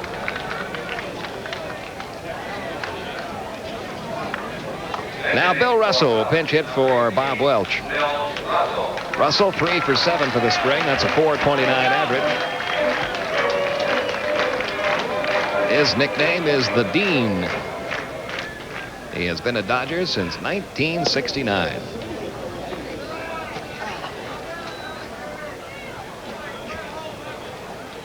Lifetime average of .264. And Smith delivers just outside, ball 1. Russell, for so many years, a part of that Dodger infield that just never changed. Year after year, it was Garvey, Lopes, Russell, and Say. And then one by one, they began to break up that group. There's a base hit. Hit and run was on. Ramirez broke toward second. And Russell found the hole. Throwing toward third is Harper. But in there safely is Dave Anderson.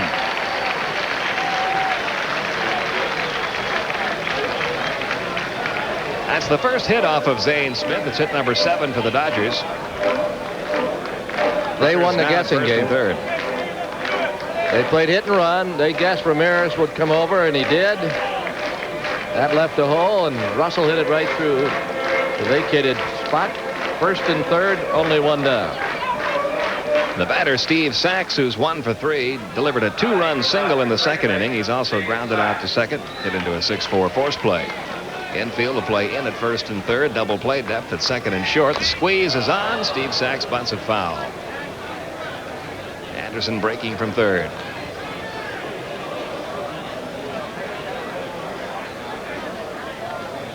You see almost everything tried by teams in spring training. They're working on making sure they got all their signs down, executing.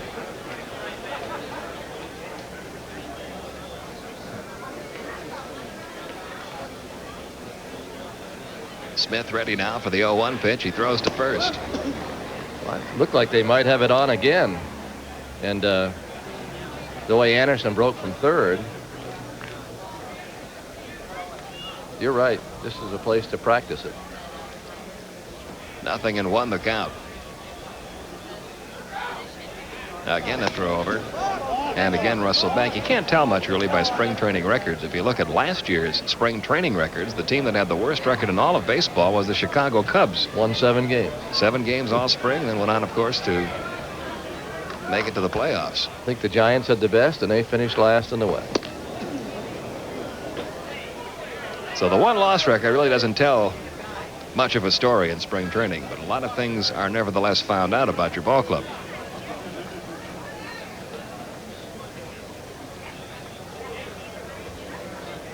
The runners lead from first and third. Count still 0-1 on Steve Sachs. Smith delivers. They pitched out this time. Nothing was on. 1-1.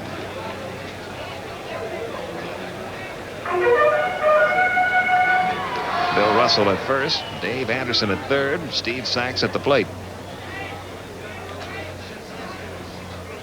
Here's the 1-1, the squeeze on again and again. Sachs bunts it foul. He's upset with himself. Anderson will head back to third with the count 1-2. Been 2 breaking balls. I think they were sliders, and they were coming in on Sachs, so it kept him from getting the big part of the bat on it. It is unlikely he'll be bunting now with 2 strikes.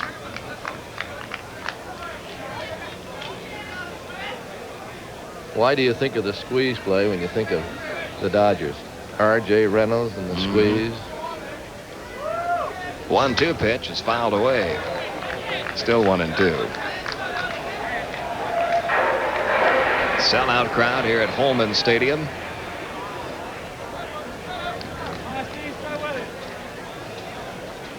They can get about 7,000 into this ballpark.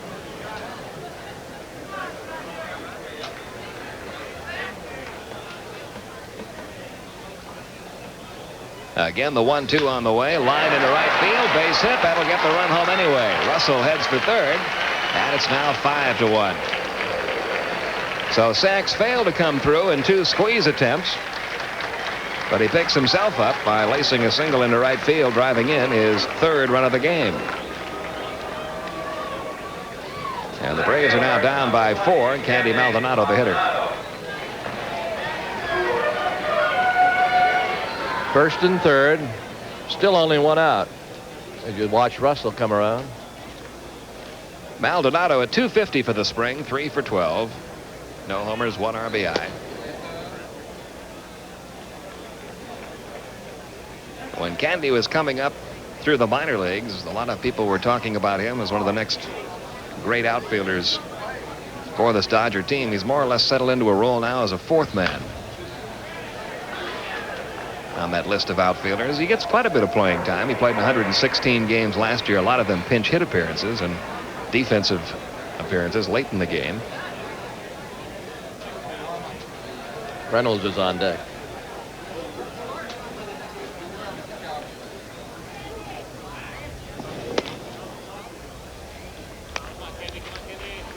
Nothing and 1 on Maldonado. Only 1 out in the inning. 8 hits now for the Dodgers, who lead it 5-1.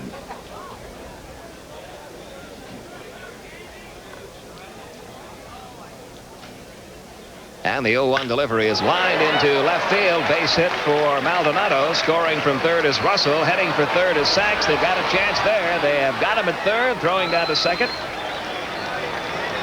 Bluffing the throw down there was Oberkfell, but sliding in there safely was Maldonado. That'll go as a single for Candy Maldonado. Give him an RBI. Looked like a breaking ball high. Sachs is fast, but he's not this fast. Russell trots in. Harper has Sachs by about 10 feet at third. Oberkfell waiting for him. So it is now a 6-1 Dodger lead. 9 hits off Braves pitching, and R.J. Reynolds bats for the first time.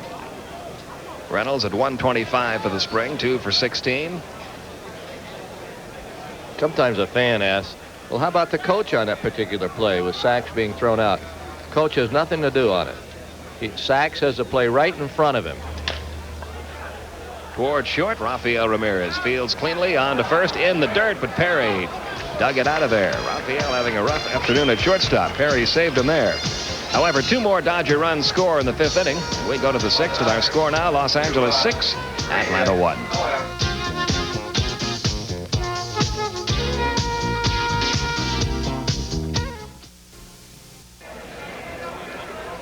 The Dodgers bring in their second pitcher of the afternoon, right-hander Bobby Castillo. Bob Welch worked 5 innings, gave up only 2 hits, 1 run. He walked 1 and struck out 5, so a very strong performance for Welch. Top half of the 6th at 6-1 Dodgers. And here's Ernie. Okay, Professor, Castillo's had a good spring. This is his 5th game. He's yet to allow a run. In 9 1/3 innings, he has 2 saves. As we watch him pitch here today, you might see a screwball. Pitch is low to Rafi. He's been known to throw screwgies. He was signed as a free agent. He pitched last year at Minnesota. He was 2-1, ERA 1.78. And he's with the Dodgers back in the early 80s. Swing and miss. In fact, they said he helped Fernando Valenzuela develop his screwball. Bobby Castillo.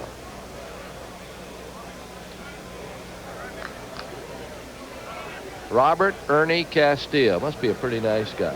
Junior. See how old he is.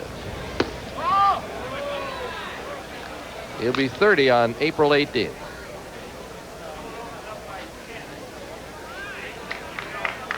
Two and one.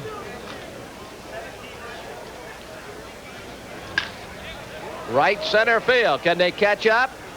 Maldonado does. Ramirez hit it well. Deep right center, out number 1. And now Paul Zavella. Dodgers lead it 6-1. They have 9 hits and the Braves have but 2. Bob Welch pitched very well. He gave up base hits to the first 2 hitters that he faced. And those are the only hits picked up off Bob Welch. Single by Ramirez, a double by Zavella for the only run scored by Atlanta. And then he ended up retiring 7 in a row. So Welch is ready. It all starts 2 weeks from Tuesday. For Atlanta, the Reds will open on Monday, I imagine. They're always given that courtesy. Pitch to Zavella. Is the ball low? 1-0. He may throw the screwball even to right-handed batters. Many times a right-handed screwball pitcher will only throw it to a lefty. That's the curveball going away. He's another pitcher who had rotator cuff problems. They've tried so many different ways of treating that condition. In his case, they simply immobilized his shoulder, putting him in a cast for about 3 months. No surgery, just in that cast immobile for about 3 months, and it seems to have done the job for him. At least in his particular case. 2-0. Foul. 2-1. The screwball breaks the opposite way of a curveball. To try to put it as simply as possible. Just goes the opposite way of a curveball. 2 balls and 1 strike.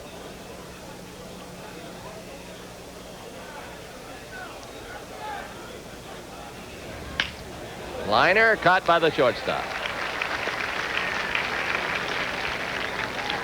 Zavella lines to short. Now Brad comments. Center fielder, number 36, Brad Comments. That's 9 in a row knocked off by Dodger pitching. Comments been up twice and he's fanned both times.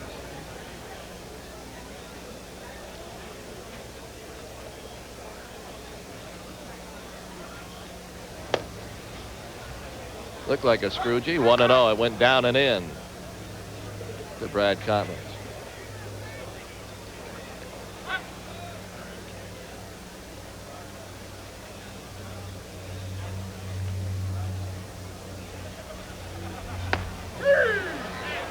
Curveball, 1 ball, 1 strike.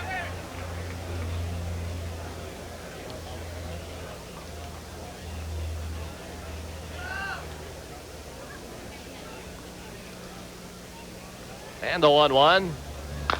Hit foul. 1 ball, 2 strikes. Castillo was born in Los Angeles. Started his career in 1976.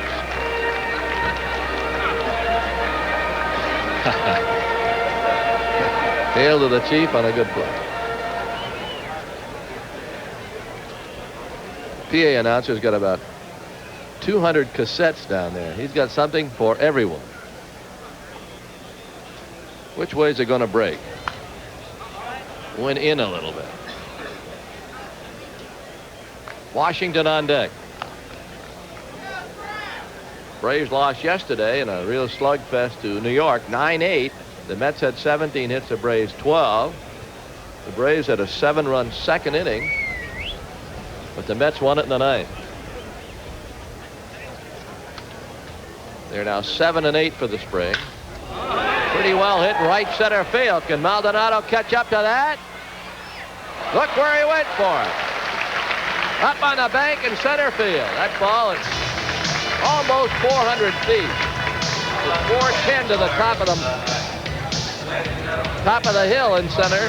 Let's take another look going out. On the track. Maldonado's been all over that outfield the last 2 days. We go to the bottom of the 6th, 6-1, Los Angeles. Listen up, Atlanta. Beginning with the Braves home opener, April 12th, Superstation WTBS, Channel 17, brings the future into your living room. It's television in stereo. And to celebrate this revolution in sound, your Superstation and RCA are giving away 4 RCA 25-inch Color Track 2000 stereo TVs. So go to your nearest Rich's department store and fill out an entry blank. Stereo TV. It's happening in Atlanta, only on Superstation WTBS, Channel 17.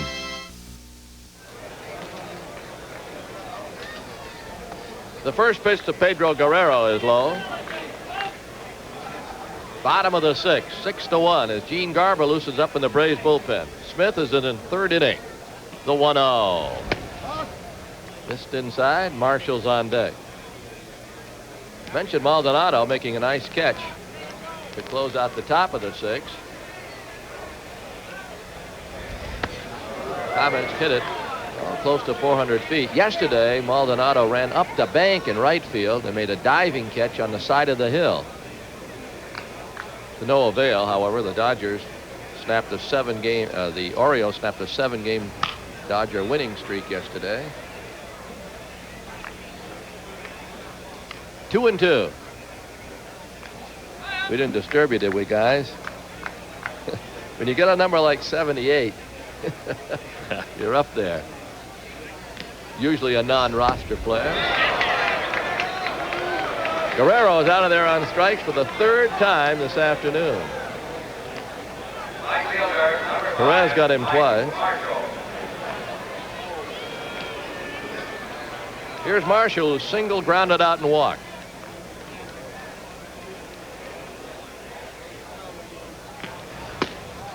Fastball misses.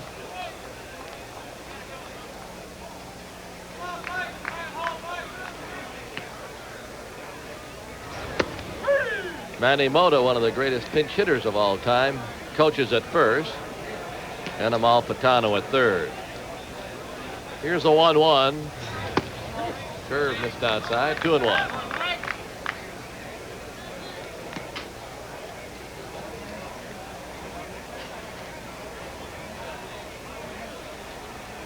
Now the 2-1. Little nub that might fall in left center. And it does. Marshall gets the bloop. That puts them in double figures in hits. Or Mike Scioscia. Shows you how things go in the spring training of any team. For about 2 weeks, the Braves had absolutely sensational pitching day after day after day. We're not scoring any runs. Now the last couple of days, the bats have woken up, although the Braves haven't hit well here today, but the pitching the last couple of days has not been very good. Ralph Bryant is the runner at first for Marshall. Bryant at first. Scioscia at the plate.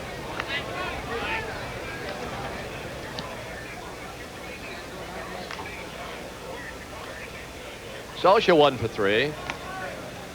Bryant looks like he can run.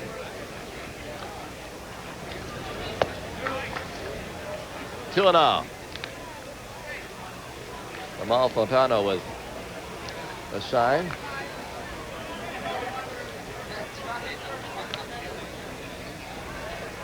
Might send him. No. 3-0. Smith has given up 4 hits.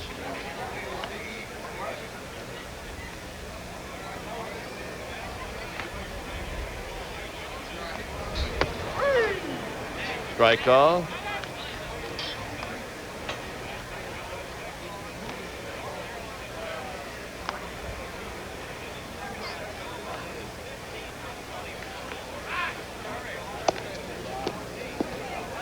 And runner at first, Ralph Bryant out of Tipton, Georgia. Went to Lee County High School and Abraham Baldwin Junior College there. Stolen bases, did he have any? Only 5. Which surprised me. 27, though, 2 years ago. Okay. He's going. And he's in there. He can run.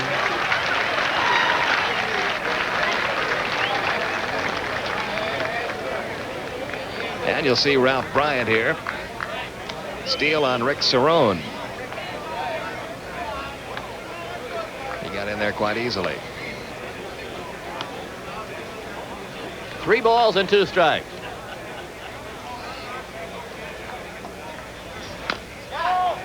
Fouled at the plate. It'll stay 3-2. 6-10-0 for Los Angeles. 1-2-1. Those are the totals for Atlanta. As we play in the bottom of the 6th. On just an absolutely delightful day at Vero Beach. Right now, there's hardly a cloud in the sky. Temperature probably 75 to 80. Bouncer foul past Manny Mota. Well, you can sit out here and relax and watch a baseball game, have a hot dog and a cool one, and forget all your cares. And I think that's why a lot of people come out here. 3 balls and 2 strikes. Attendance at spring training games goes up every year. That's toward right center field, and it's going to be trouble. Going to be in for at least one. Socha trying for two. The run will score. He's got a double.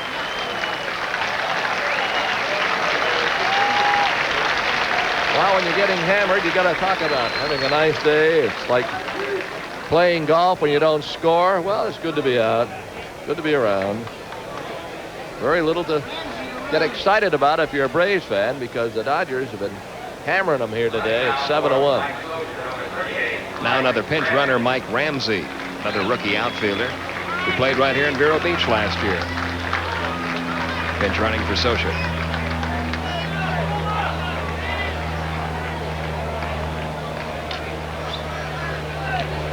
Seven to 1. Here's Yeager on the bat for Brock.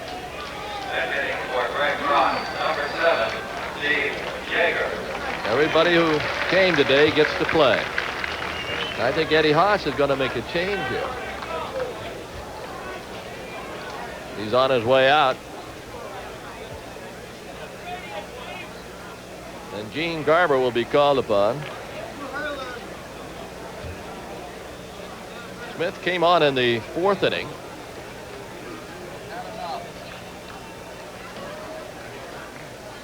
He's actually pitched 2 1/3 innings. Garber hits the mound, and Wiley takes his warm-up toss. Says, we'll break away for this message.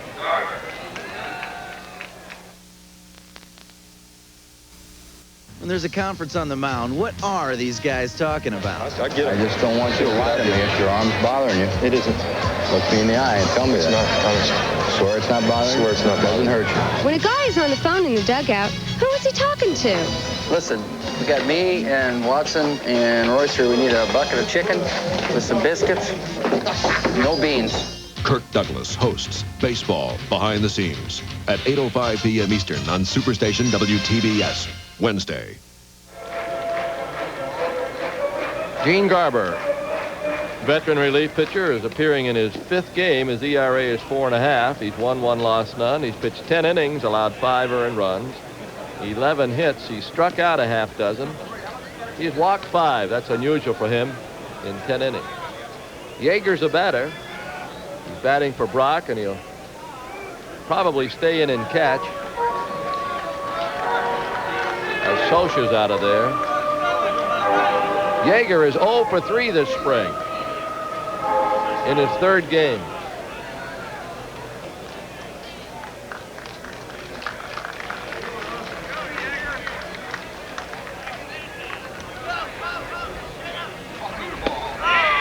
All one.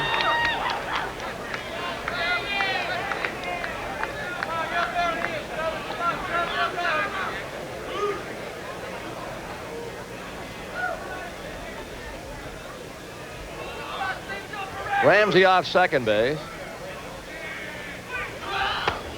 Pitch is inside. 1 ball, 1 strike.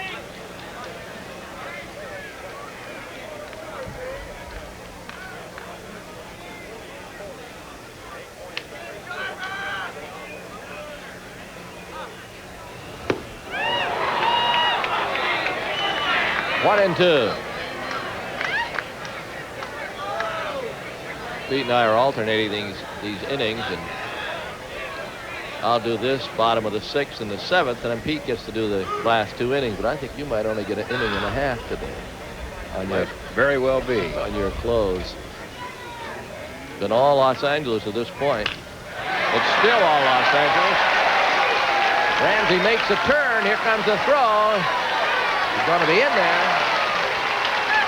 They've got a little speed out there, haven't they? Yeager gets a single and an RBI. It makes it 8. And that's Yeager's first base hit of spring training. He hasn't played that much. Drove it past the shortstop, Rafael Ramirez. 12 hits now for the Dodgers in the day. You kept track of our record on TV, Professor? Trying not to. I'm trying not to. Here's Anderson. Studo Svenska Pojk. And the pitch to him is a ball high. 1-0. This has been a long day for Eddie Haas. The Braves played a B game this morning and lost it 9-0. Same type of game we're having here. Look out, Gino. He might still get him. He might not. Let's see if he's all right. That ball hit him in the shin.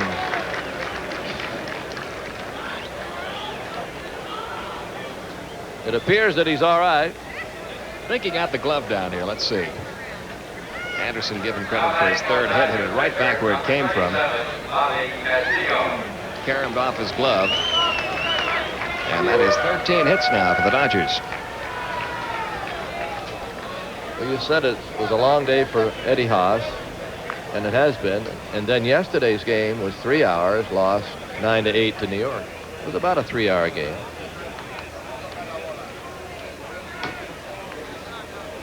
No, I'm not sure. But it was a long game yesterday. It was well over 2.5 hours.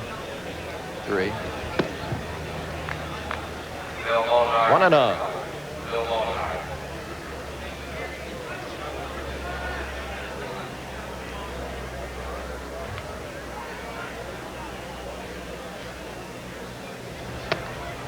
Inside 2-0.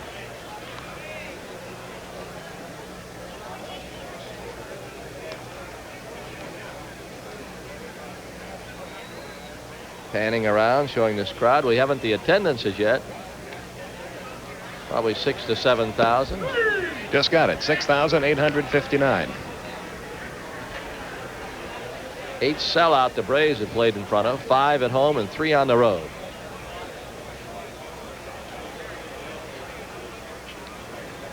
Garber with first and second occupied pitches. There's a bounce to the short. Could be 2. 1 at second. 2 at first. Castillo hits into a double play. 6-4-3. Got a couple of more runs. We go to the 7th. 8-1 Dodgers.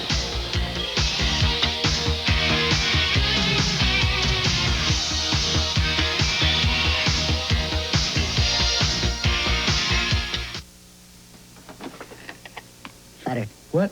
Butter. What? Butter. Don't mess with me. You're parquet margarine. Butter. I said parquet, come here. Uh-oh. You smooth. You're creamy. You taste like butter. You're butter. Parquet. Sir? Parquet margarine from Kraft. The flavor says butter. We're going to the 7th inning. We have several changes for the Dodgers. We'll pick them up as we go along here. That throw to second base is by Steve Yeager, the new catcher.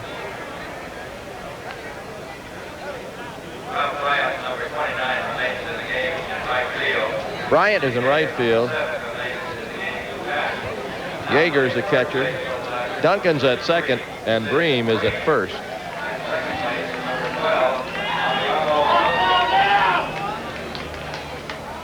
Washington will lead it off.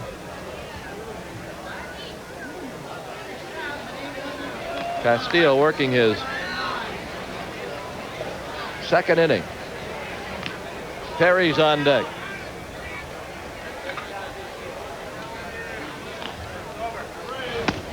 Fastball over. 8-1 Los Angeles. They got 3 in the second, 1 in the third, 2 in the fifth, and 2 in the sixth. There's the Scroogey. Got it in there, 0-2. Steve Shields beginning to loosen up now in the Braves bullpen.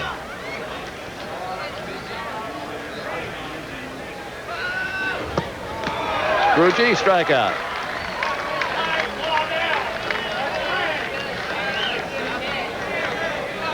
There's Steve Shields. He's a big kid. Well over 6 feet, over 200. He's had a good camp. Now Gerald Perry. He is 0 for 2. Washington now 0 for 3 with 2 strikeouts.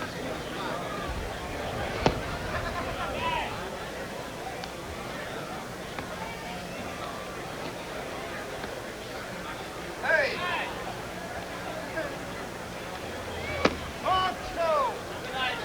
2-0, it's outside.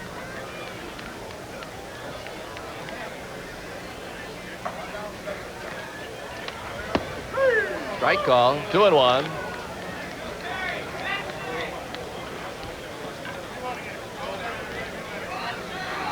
And the 2-1. 2-2.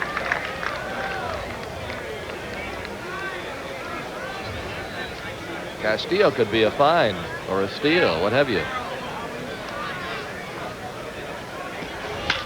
Line to center. Caught by Maldonado.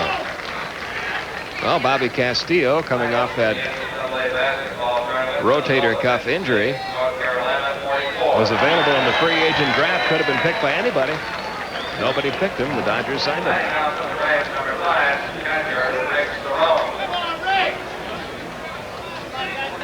Cerrone 0 for 2.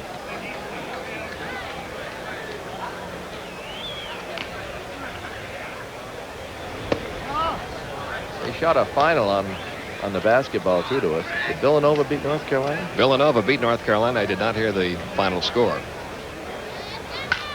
That's well hit to center. Can he catch up to that one? Did he catch that? He did. What a catch by Maldonado. He ran up the bank out there, put out the glove, and there it was. We got to look at this one again. This is a beautiful play. Now, most times you run up a hill like this, you go right to your knee. Watch it. Look at that. What a catch. We go to the bottom of the 7th. 8-1 Los Angeles.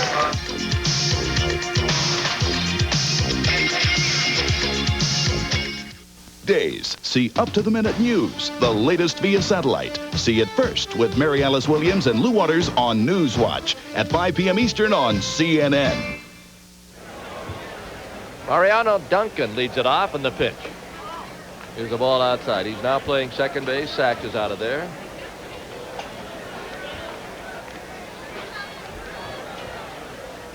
He's 0 for 6 for spring training. He's not anymore. He's 1 for 7. Look at him run. He's going to try to get 2, and he's got 2. Man, he can run. Mario Duncan, a double. We're going to check his stolen bases right away.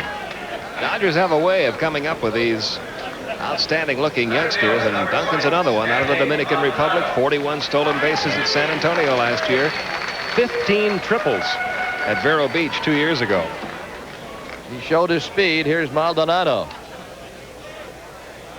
Garber's been touched for 3 hits. He came on in the 6th inning.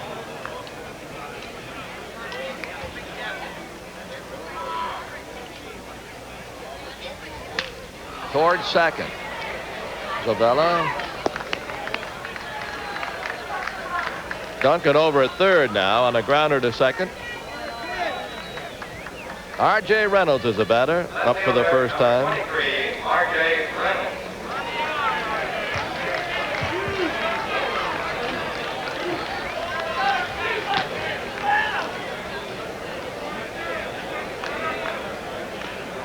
I was going to try to sell a yearbook, but maybe I ought to wait till Tuesday, Braves Radio. It's 8-1, Los Angeles. Got the infield up.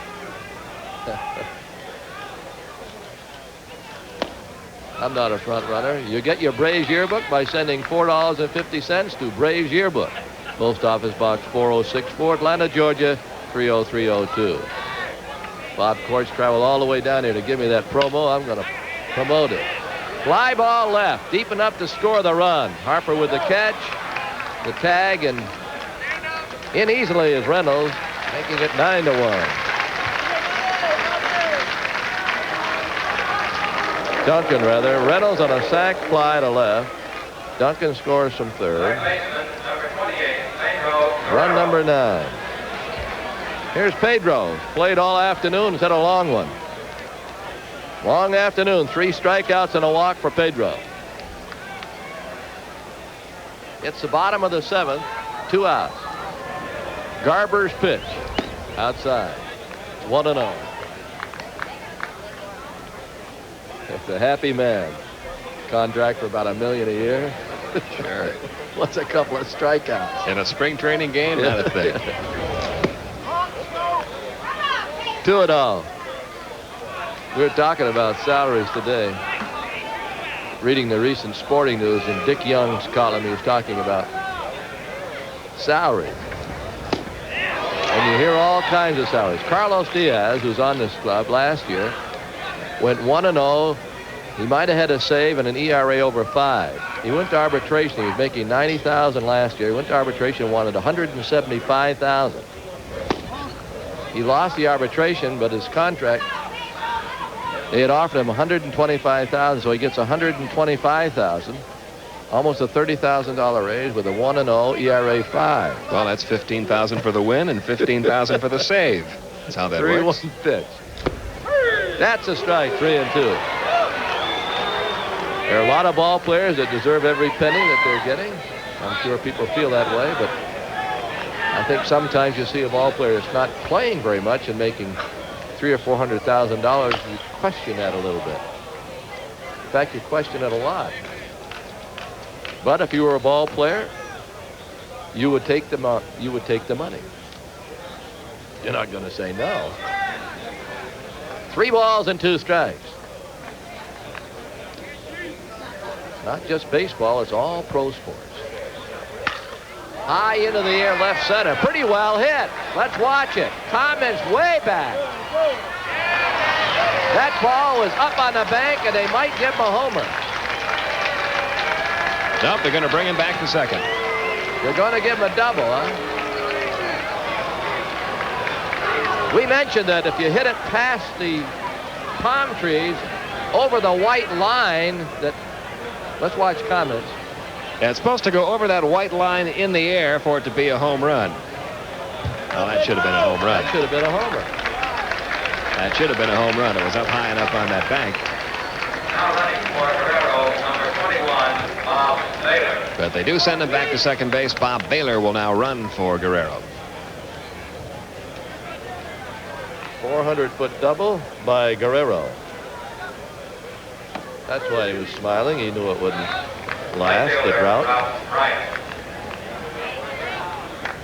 Bryant's a batter. He's now the right fielder.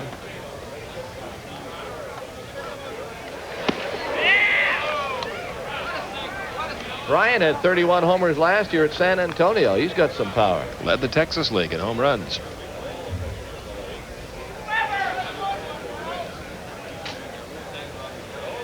Two outs, a runner at second. That's Bob Baylor, pinch runner. There's a swing and a miss on the changeup. And many rookies find that hard to hit. The Garber change, the strikeout. We've completed 7. We go to the 8th, 9-1 Los Angeles.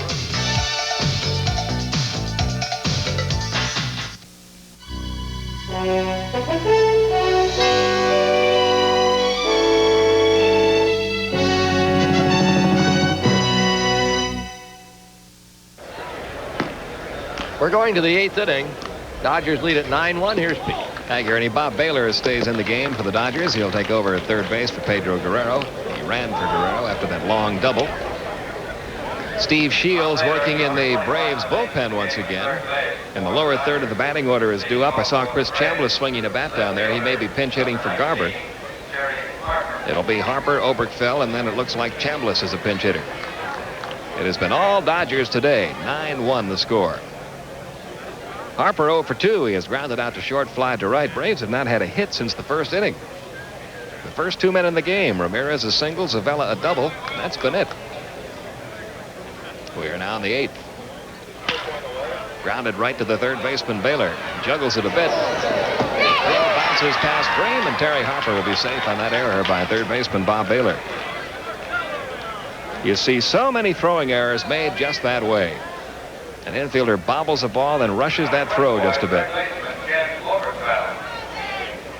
And that was a long hop, the most difficult to pick up. The short hop, they usually scoop those without any problem. That's the first Dodger error of the game. And it brings up Ken Oberkfell, who is flying to right, grounded out to second.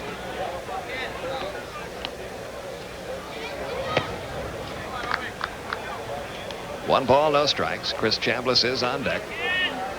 Looks like Tom Niedenfuer working now on the Dodger bullpen. 2-0, the count on Oberkfell.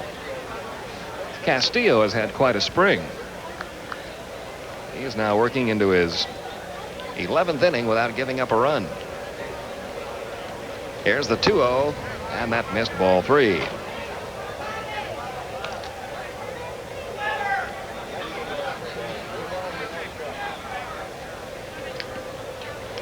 Once again this year, the Braves and Dodgers don't meet in the regular season till quite a ways into it. It will be June 7th before we see Los Angeles for the first time during the regular season in Atlanta. That's the first walk issued by Castillo. Runners at first and second now with nobody out, and here's Chambliss.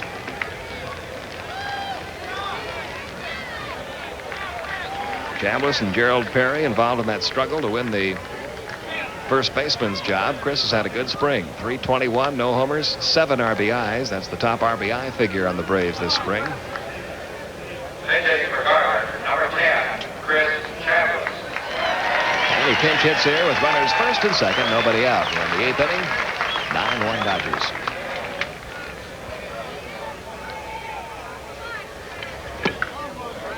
A ball and no strikes on Chris.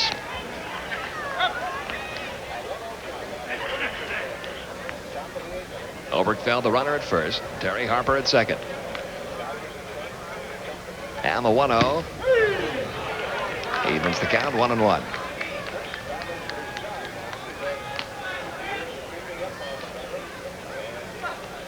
Castillo working his 3rd inning. Deals the 1-1. Got it by Chris swinging, 1-2 the count.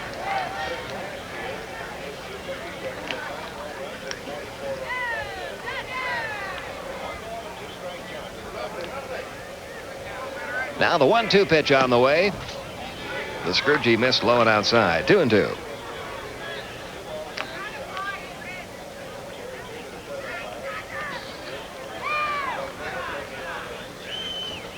Rafael Ramirez waiting on deck.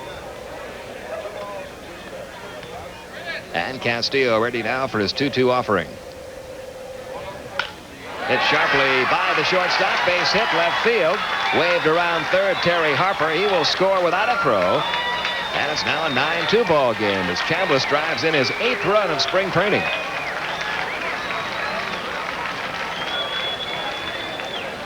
Stopping at second, Ken Oberkfell. Pitcher's outside, and Chris has been doing that very well during the spring. If it's away from him, he goes to left field, and it produced a run. Only the 3rd hit off Dodger pitching. Braves now with runners still at first and second, still nobody out. And here's Ramirez, who is singled, fly to left, fly to center. 1 for 3, scored 1 run. It's now Chambliss at first, Oberkfell at second.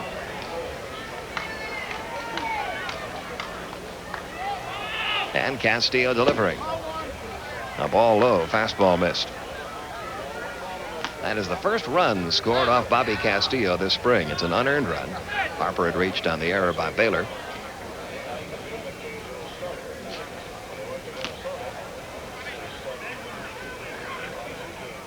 Here's the 1-0. That missed, 2-0.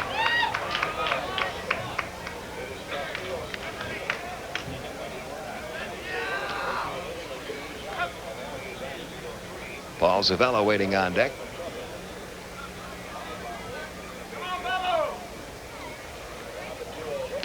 Here's the 2-0 delivery. That stayed high, and the count goes to 3-0.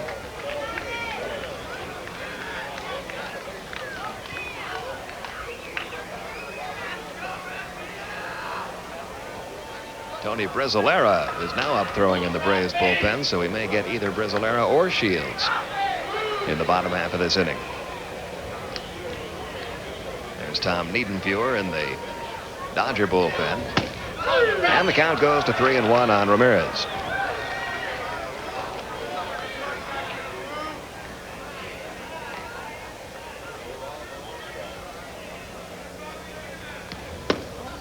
And that'll load the bases. Second walk of the inning, second walk of the game off Castillo. Bases loaded for Paul Zavella as the Braves trying to get some kind of a big inning going here. Ron Peronowski, the Dodger pitching coach, out to the mound now for a chat with Castillo. Zavella will be the batter with the bases full, and still nobody out, 1 run in. Member of our TBS crew, Stephanie Bradley's father, Dr. Burt Bradley, celebrating a birthday today back in Atlanta.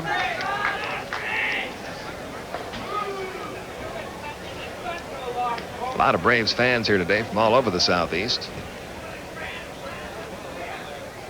They haven't had much to cheer about, but they're hoping that maybe here in the 8th, Braves can put together a little something. Here's Zavella. He doubled in a run back in the 1st. He walked in the 3rd, lined out to short in the 6th. That gets away from Yeager. Another run will score as Oberkfell trots home from 3rd. It'll probably go as a wild pitch as it was in the dirt, and that makes it 9-3.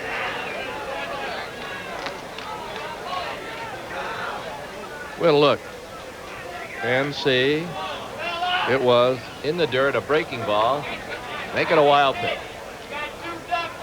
So the runners are now at 2nd and 3rd. Nobody out. 2 runs in the 8th inning. Count of 1 ball, no strikes on Zavella.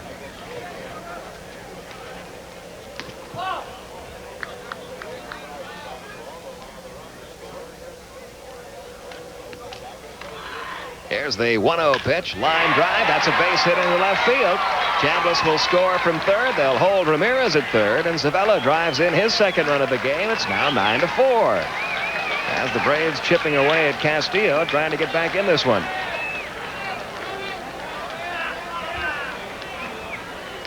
Still nobody out in the inning.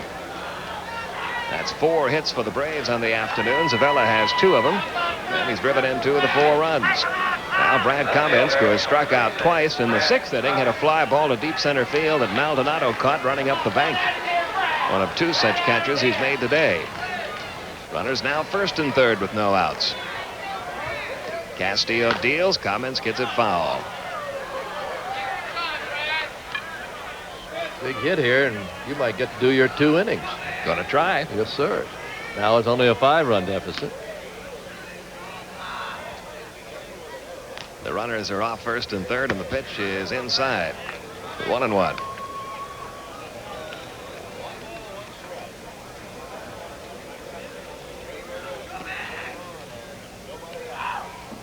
Now the 1-1 to Kamensk. That makes it 1-2. Dodgers open their season also on April 9th. They will be on the road in Houston, while the Braves are in Philadelphia. 2-2, the count in Kamensk.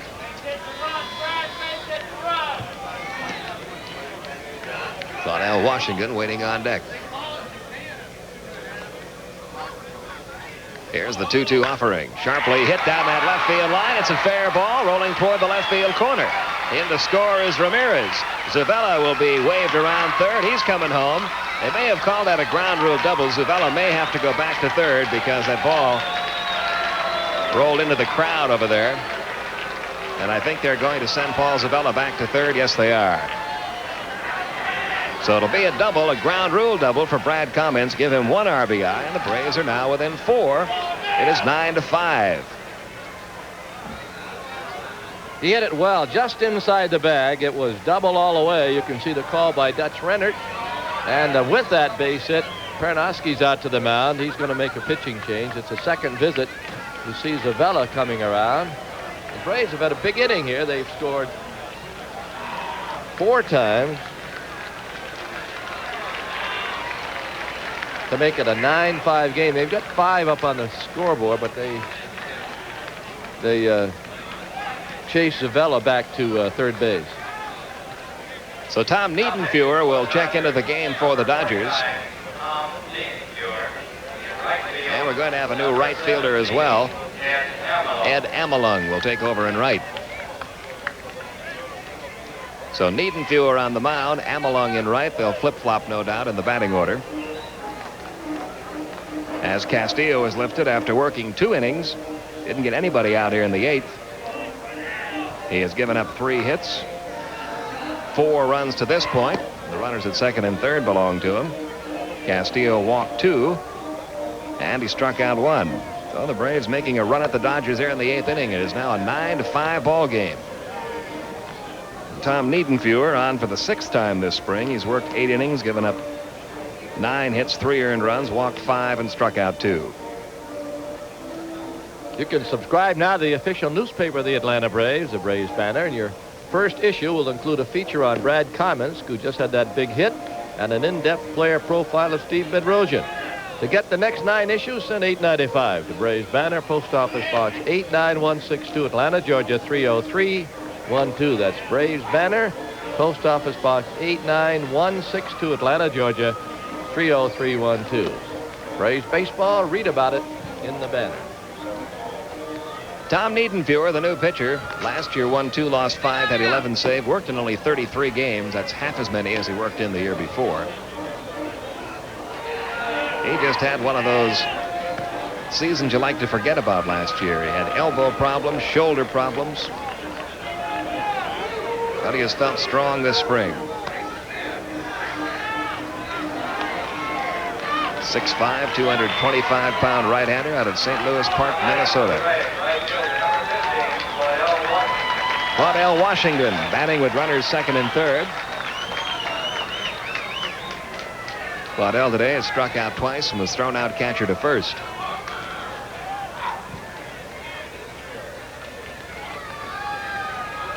If Washington gets on base, the on-deck hitter Gerald Perry would represent the potential tying run in this game. The Braves were down by 8 going into the inning. They're now down by 4. Popped up left side of the infield. Shortstop Dave Anderson has a play. And there's the first out of the inning.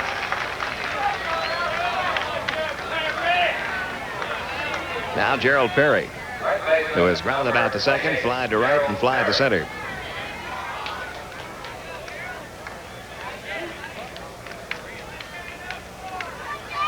Perry now 5 for 33 for spring training. 3 of those 5 hits have been home runs. But the average way down.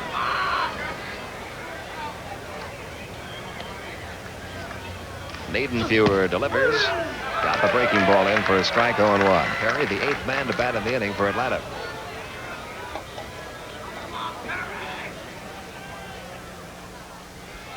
It's a 9-5 Dodger lead. And the 1-strike pitch. Breaking ball missed, 1-1. When I look out at second, I see Brad Kamensk, who reminds us that Behind the Seams will feature 4 Braves players. It's narrated by Kirk Douglas. That's Wednesday, 8:05 Eastern on WTBS. Now the 1-1 on the way.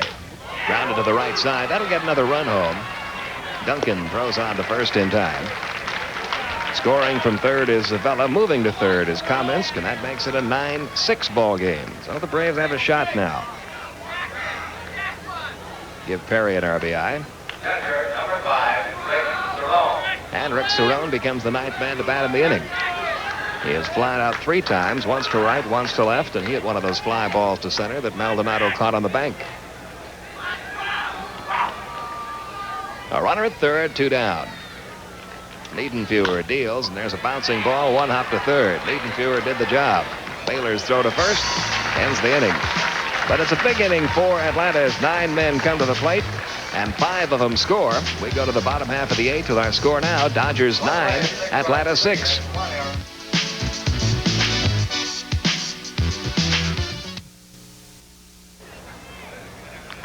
Well, every spring there is someone who emerges as a sleeper to make the pitching staff, and this has been the guy this year. Right-hander Steve Shields, 6'5", 220-pounder. At Richmond last year, he was 9-4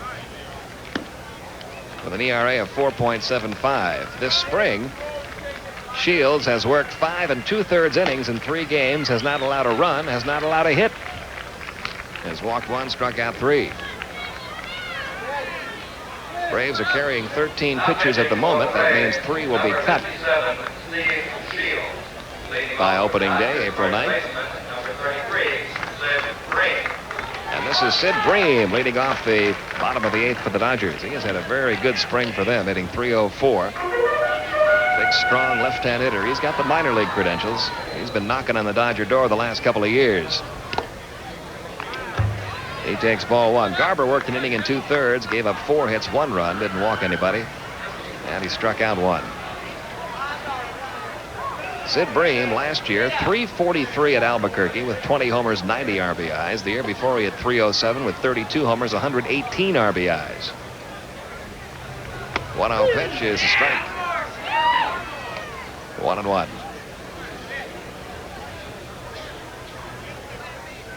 Bream, Yeager, and Anderson due up here in the 8th inning. Dodgers on top by 3. Here's the 1-1. Got the breaking ball by him, 1-2. I think the story is the same, Ernie, in every spring training camp every year. There's always one pitcher who just seems to come out of nowhere and open up some eyes. This has been the young man this year. Here's the 1-2. Breaking ball, little tap towards second. Zavella up with it cleanly. On the first in time. There were a couple of others that were sent back, of course. Ward and Clary that pitched very well, too. But I think they feel that they need AAA pitching. And Shields pitched AAA last year. And the year before when he was a member of the Red Sox organization at Pawtucket. He's from Gadsden, Alabama, Steve Shields. Here's Yeager. Fouling one back. Yeager came on as a pinch hitter in the 6th inning and drove in a run with a single. One of 15 Dodger hits on the afternoon.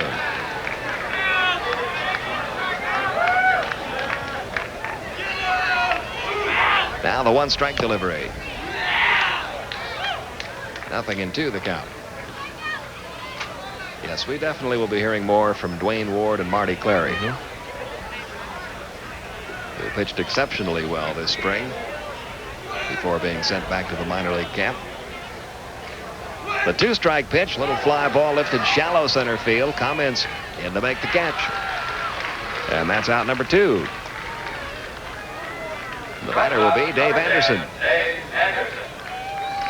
Anderson's had a perfect afternoon at the plate. He has 3 singles, a walk. He has scored 2 runs and driven in 1.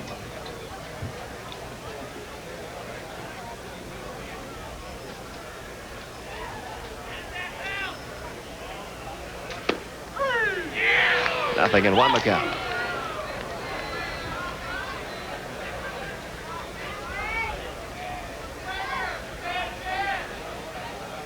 Now the 0-1 on the way. Fouled away.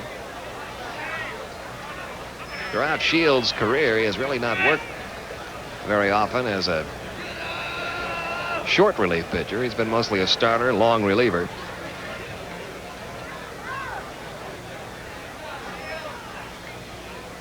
Ahead in the count, 0-2. And the pitch on the way to Anderson, grounded toward third, right at Oberkfell. And Shields continues to do it. A 1-2-3 8th inning. We go to the 9th. Our score remains Los Angeles 9, Atlanta 6.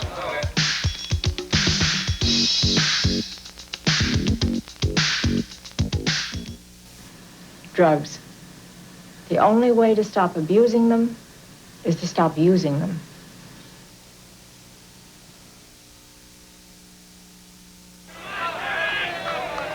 Braves get their final shot now. Tom Niedenfuer trailing 9-6 in the ball game. They sent 9 men to the plate last inning, and Terry Harper will lead off again here in the 9th.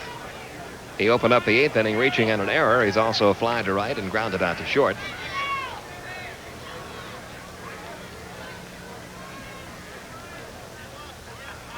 And Niedenfuer delivers in the dirt, ball 1. Harper, Oberkfell. And then it looks like Milt Thompson will bat for Steve Shields.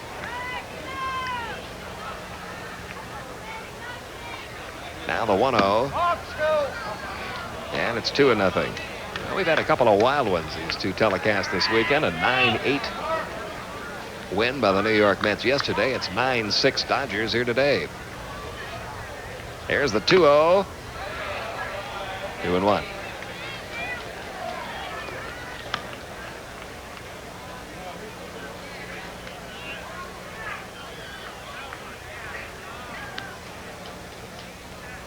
Braves have one more meeting with the Dodgers this year. That'll be a split squad game next weekend.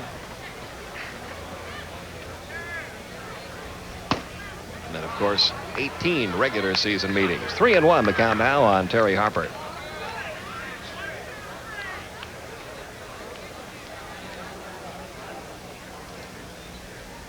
Here's the 3-1 pitch to Harper. He started to go, took it high, ball 4. And the Braves get their leadoff man out here in the 9th. That's the first walk issued by Niedenfuer, the 4th walk-off Dodger pitching. And here's Ken Oberkfell, who has flied to right, grounded out to second, and walked.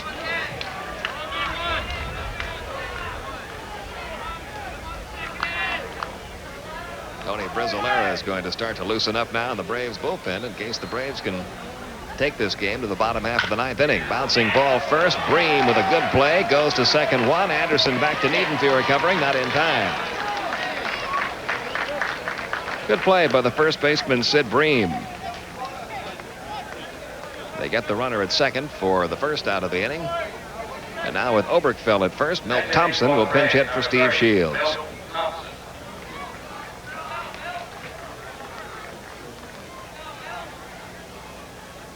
Milt this spring at .258. No homers or RBIs. Does have a couple of extra base hits, one double, one triple. That'll be back out of play, 0-1. The Dodgers hopeful this year of having a healthy bullpen. They, of course, did not have Steve Howe all of last year. Tom Niedenfuhr was in there only for about half the season. This year, Niedenfuhr is healthy. Howe is getting there. He has not pitched in a game yet, but he has been pitching on the sideline and is getting stronger. 0-2, the count on Thompson.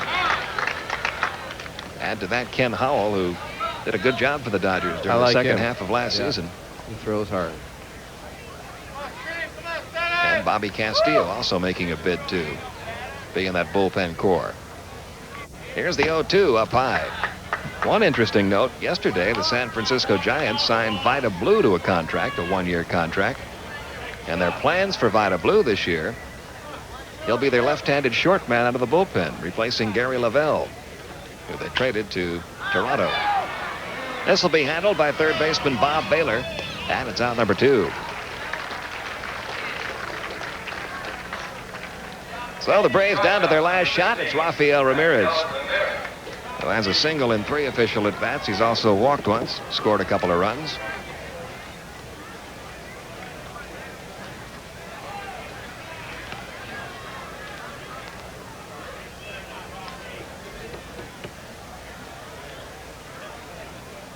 Niedenfuhr with a quick look at Oberkfell, who's not being held at first. Delivers a strike to Ramirez, 0-1. Braves have managed only 5 hits. But they put 3 of them together along with an error and a couple of walks in the 8th inning. Score 5 runs and get themselves back in this game.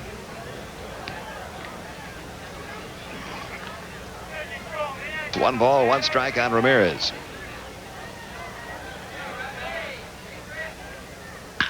Sharply hit, base hit, left field. Oberkfell will stop at second base, and Atlanta will bring the potential tying run to the plate now in Paul Zavella. That's the first hit off of Niedenfuhr. Second baseman, number 18, Paul Zavella. Runners are now at first and second with 2 men out for Paul Zavella. He's had a good day offensively and defensively. He's 2 for 3 at the plate with a single, a double, 2 RBIs. He's also walked and lined to short. Brad Cummins on deck.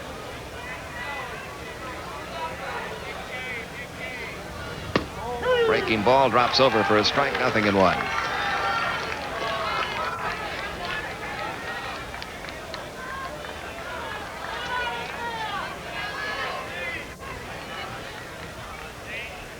Now the 1-strike delivery. Fouled away, and Niedenfuhr out in front, 0-2. Tommy Lasorda made that play over in the Dodger dugout.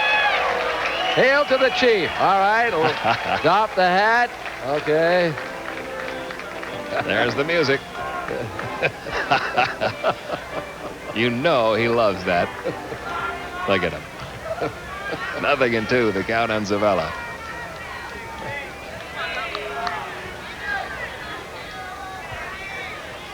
Two outs in the inning. And Niedenfuhr ready for the 0-2 pitch. Did he go?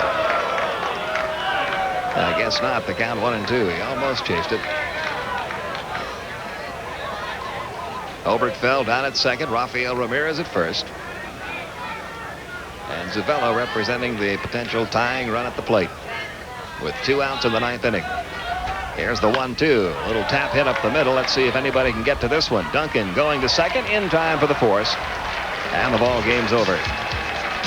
So the Braves put on a little flurry at the end, but not quite enough to catch the Dodgers. Our final score, Los Angeles 9, Atlanta 6. We'll be back with the totals right after this.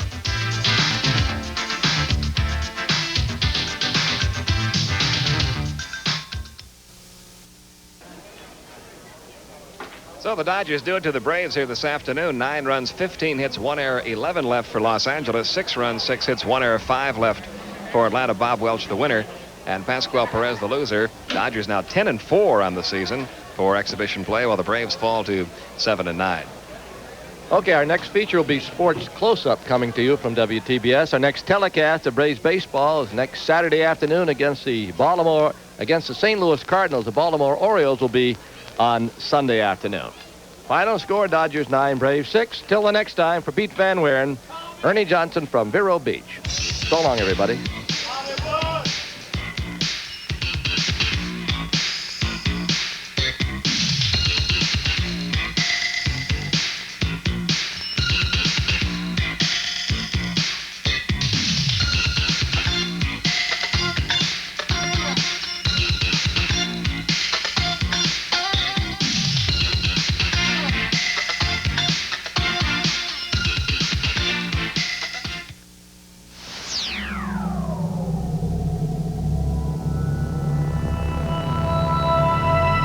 Superstation WTBS has presented Atlanta Braves Baseball.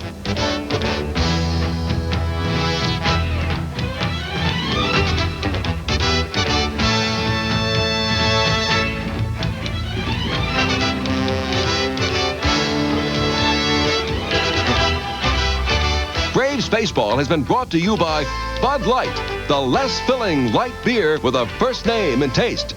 And by Delta, the airline run by professionals. Great service, that's the Delta spirit. And brought to you by Toyota, who reminds you to buckle up and use child safety seats. It's a good feeling. By Canon, so advanced, Canon is the world's leader in 35mm photography. And by Kroger, feel the difference. Go Krogering. And by CNN and CNN Headline News.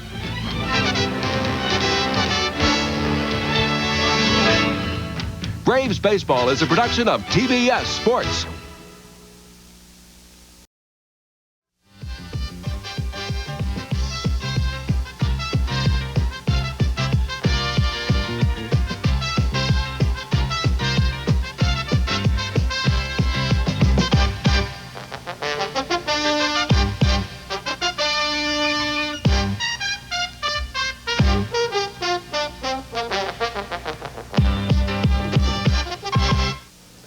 Hi, everybody, and welcome once again. This is another edition of CNN Sports Close-Up, and I'm your host, Dennis Stumler. We are fast approaching the opening games of the Major League Baseball season, and with that thought in mind, we're going to continue to go ahead and take a look at the way things are shaping up in both Florida and in Arizona as the teams work out. We start off with the team that won it all in the National League East last year, much to the surprise of many folks around the baseball world, talking about the Chicago Cubs. The Cubs come at you with a lot of strong pitching, and their rotation consists of Sutcliffe, Trout, Eckersley, Sanderson, and Ruthven. And so far in the spring, that group has allowed just 7 earned runs in 32 innings for a combined earned run average of 1.97. Pretty tough once again. The team also made some cuts for the first time this past week, getting down to a more workable number of 38 players in camp. Center fielder Bobby Dernier is swinging the hot bat right now. He leads the team in spring training with 6 runs driven in. Our Dennis Kirkpatrick visited the Cubbies camp recently, and he comes back to us from Mesa, Arizona, with this report on the darlings of the baseball fanatics that inhabit the bleachers at Wrigley Field. This is what happens when baseball's lovable losers become champions. Sellouts are the rule for Chicago Cubs spring games. Thousands of devoted Cub fans show up even for workouts. When one of the Cubs stars ventures forth from the park, he's besieged by those wanting an autograph. A lot of people recognize me here just like if I was in Chicago, and it's a little bit different, but you know, it hasn't gotten the point of bothering me yet. No one doubts that the Cubs had a great year last season. In fact, their success was one of the biggest sports stories of all 1984. But no matter what their more enthusiastic supporters here at spring training may think, the Cubs are not National League champions. So despite all of their success, the Cubs still have something to strive for. We didn't do enough to get complacent, I don't think. This spring we had, the bulk of our ball club was in here 10 days before they had a report, which showed me that they were anxious to get going. And in every Cub workout, there's an enthusiasm and fire to finish the task started in 1984 when the Cubs came to within a game of the World Series. If anything, I think it should probably give us fuel for the 1985 season that are coming up. This year, the Cubs will be the favorite, and they know others will be gunning for them. The odds are greater against us to winning it again than they were last year winning it the first time, because it's much tougher to repeat than it is to win the first time. But the formula for success remains intact. Just coming to spring training with a solid lineup, solid pitching staff, you know, everything's pretty well set for us. There isn't as many question marks as there was last year. It should really be an interesting year. I don't think that any of the clubs are going to run away with it in the Eastern Division, and just hopefully we can stay close. And if we can stay close, we're going to give them a run for their money toward the end of the season. And maybe complete the miracle started last year. Dennis Kirkpatrick, CNN, at spring training with the Chicago Cubs in Mesa, Arizona. You know, the New York Mets were in second place last year behind those Cubs, and you know that they really want to overtake their longtime rivals and get a spot possibly in the Fall Classic this year. The Mets, made some changes during the offseason that a lot of folks really think are going to help their chances in doing just that. But when you look at the Mets, as our Craig Sager will do right now, they have one thing going for them again this year that has long been a Mets strong point. Developing good young pitching is a trademark of the New York Mets, but never has one as a rookie been as dominating on the mound and in the press as Dwight Gooden.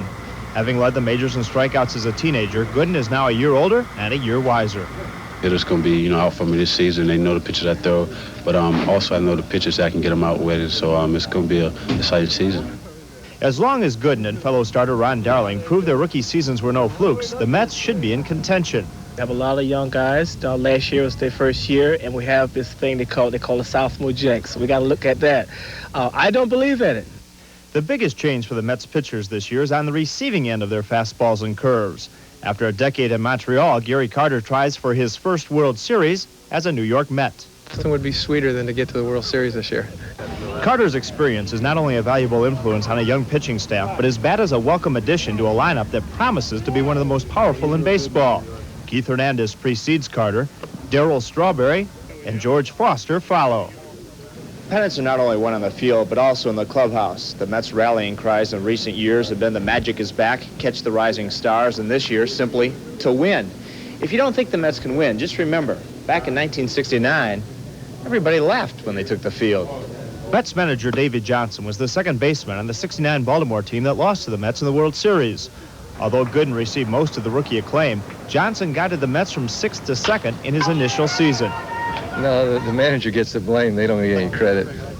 The Mets not only have talent, they have desire. Nobody would be happier to make this team than Clint Hurdle, who has spent the past 3 seasons back in the minors.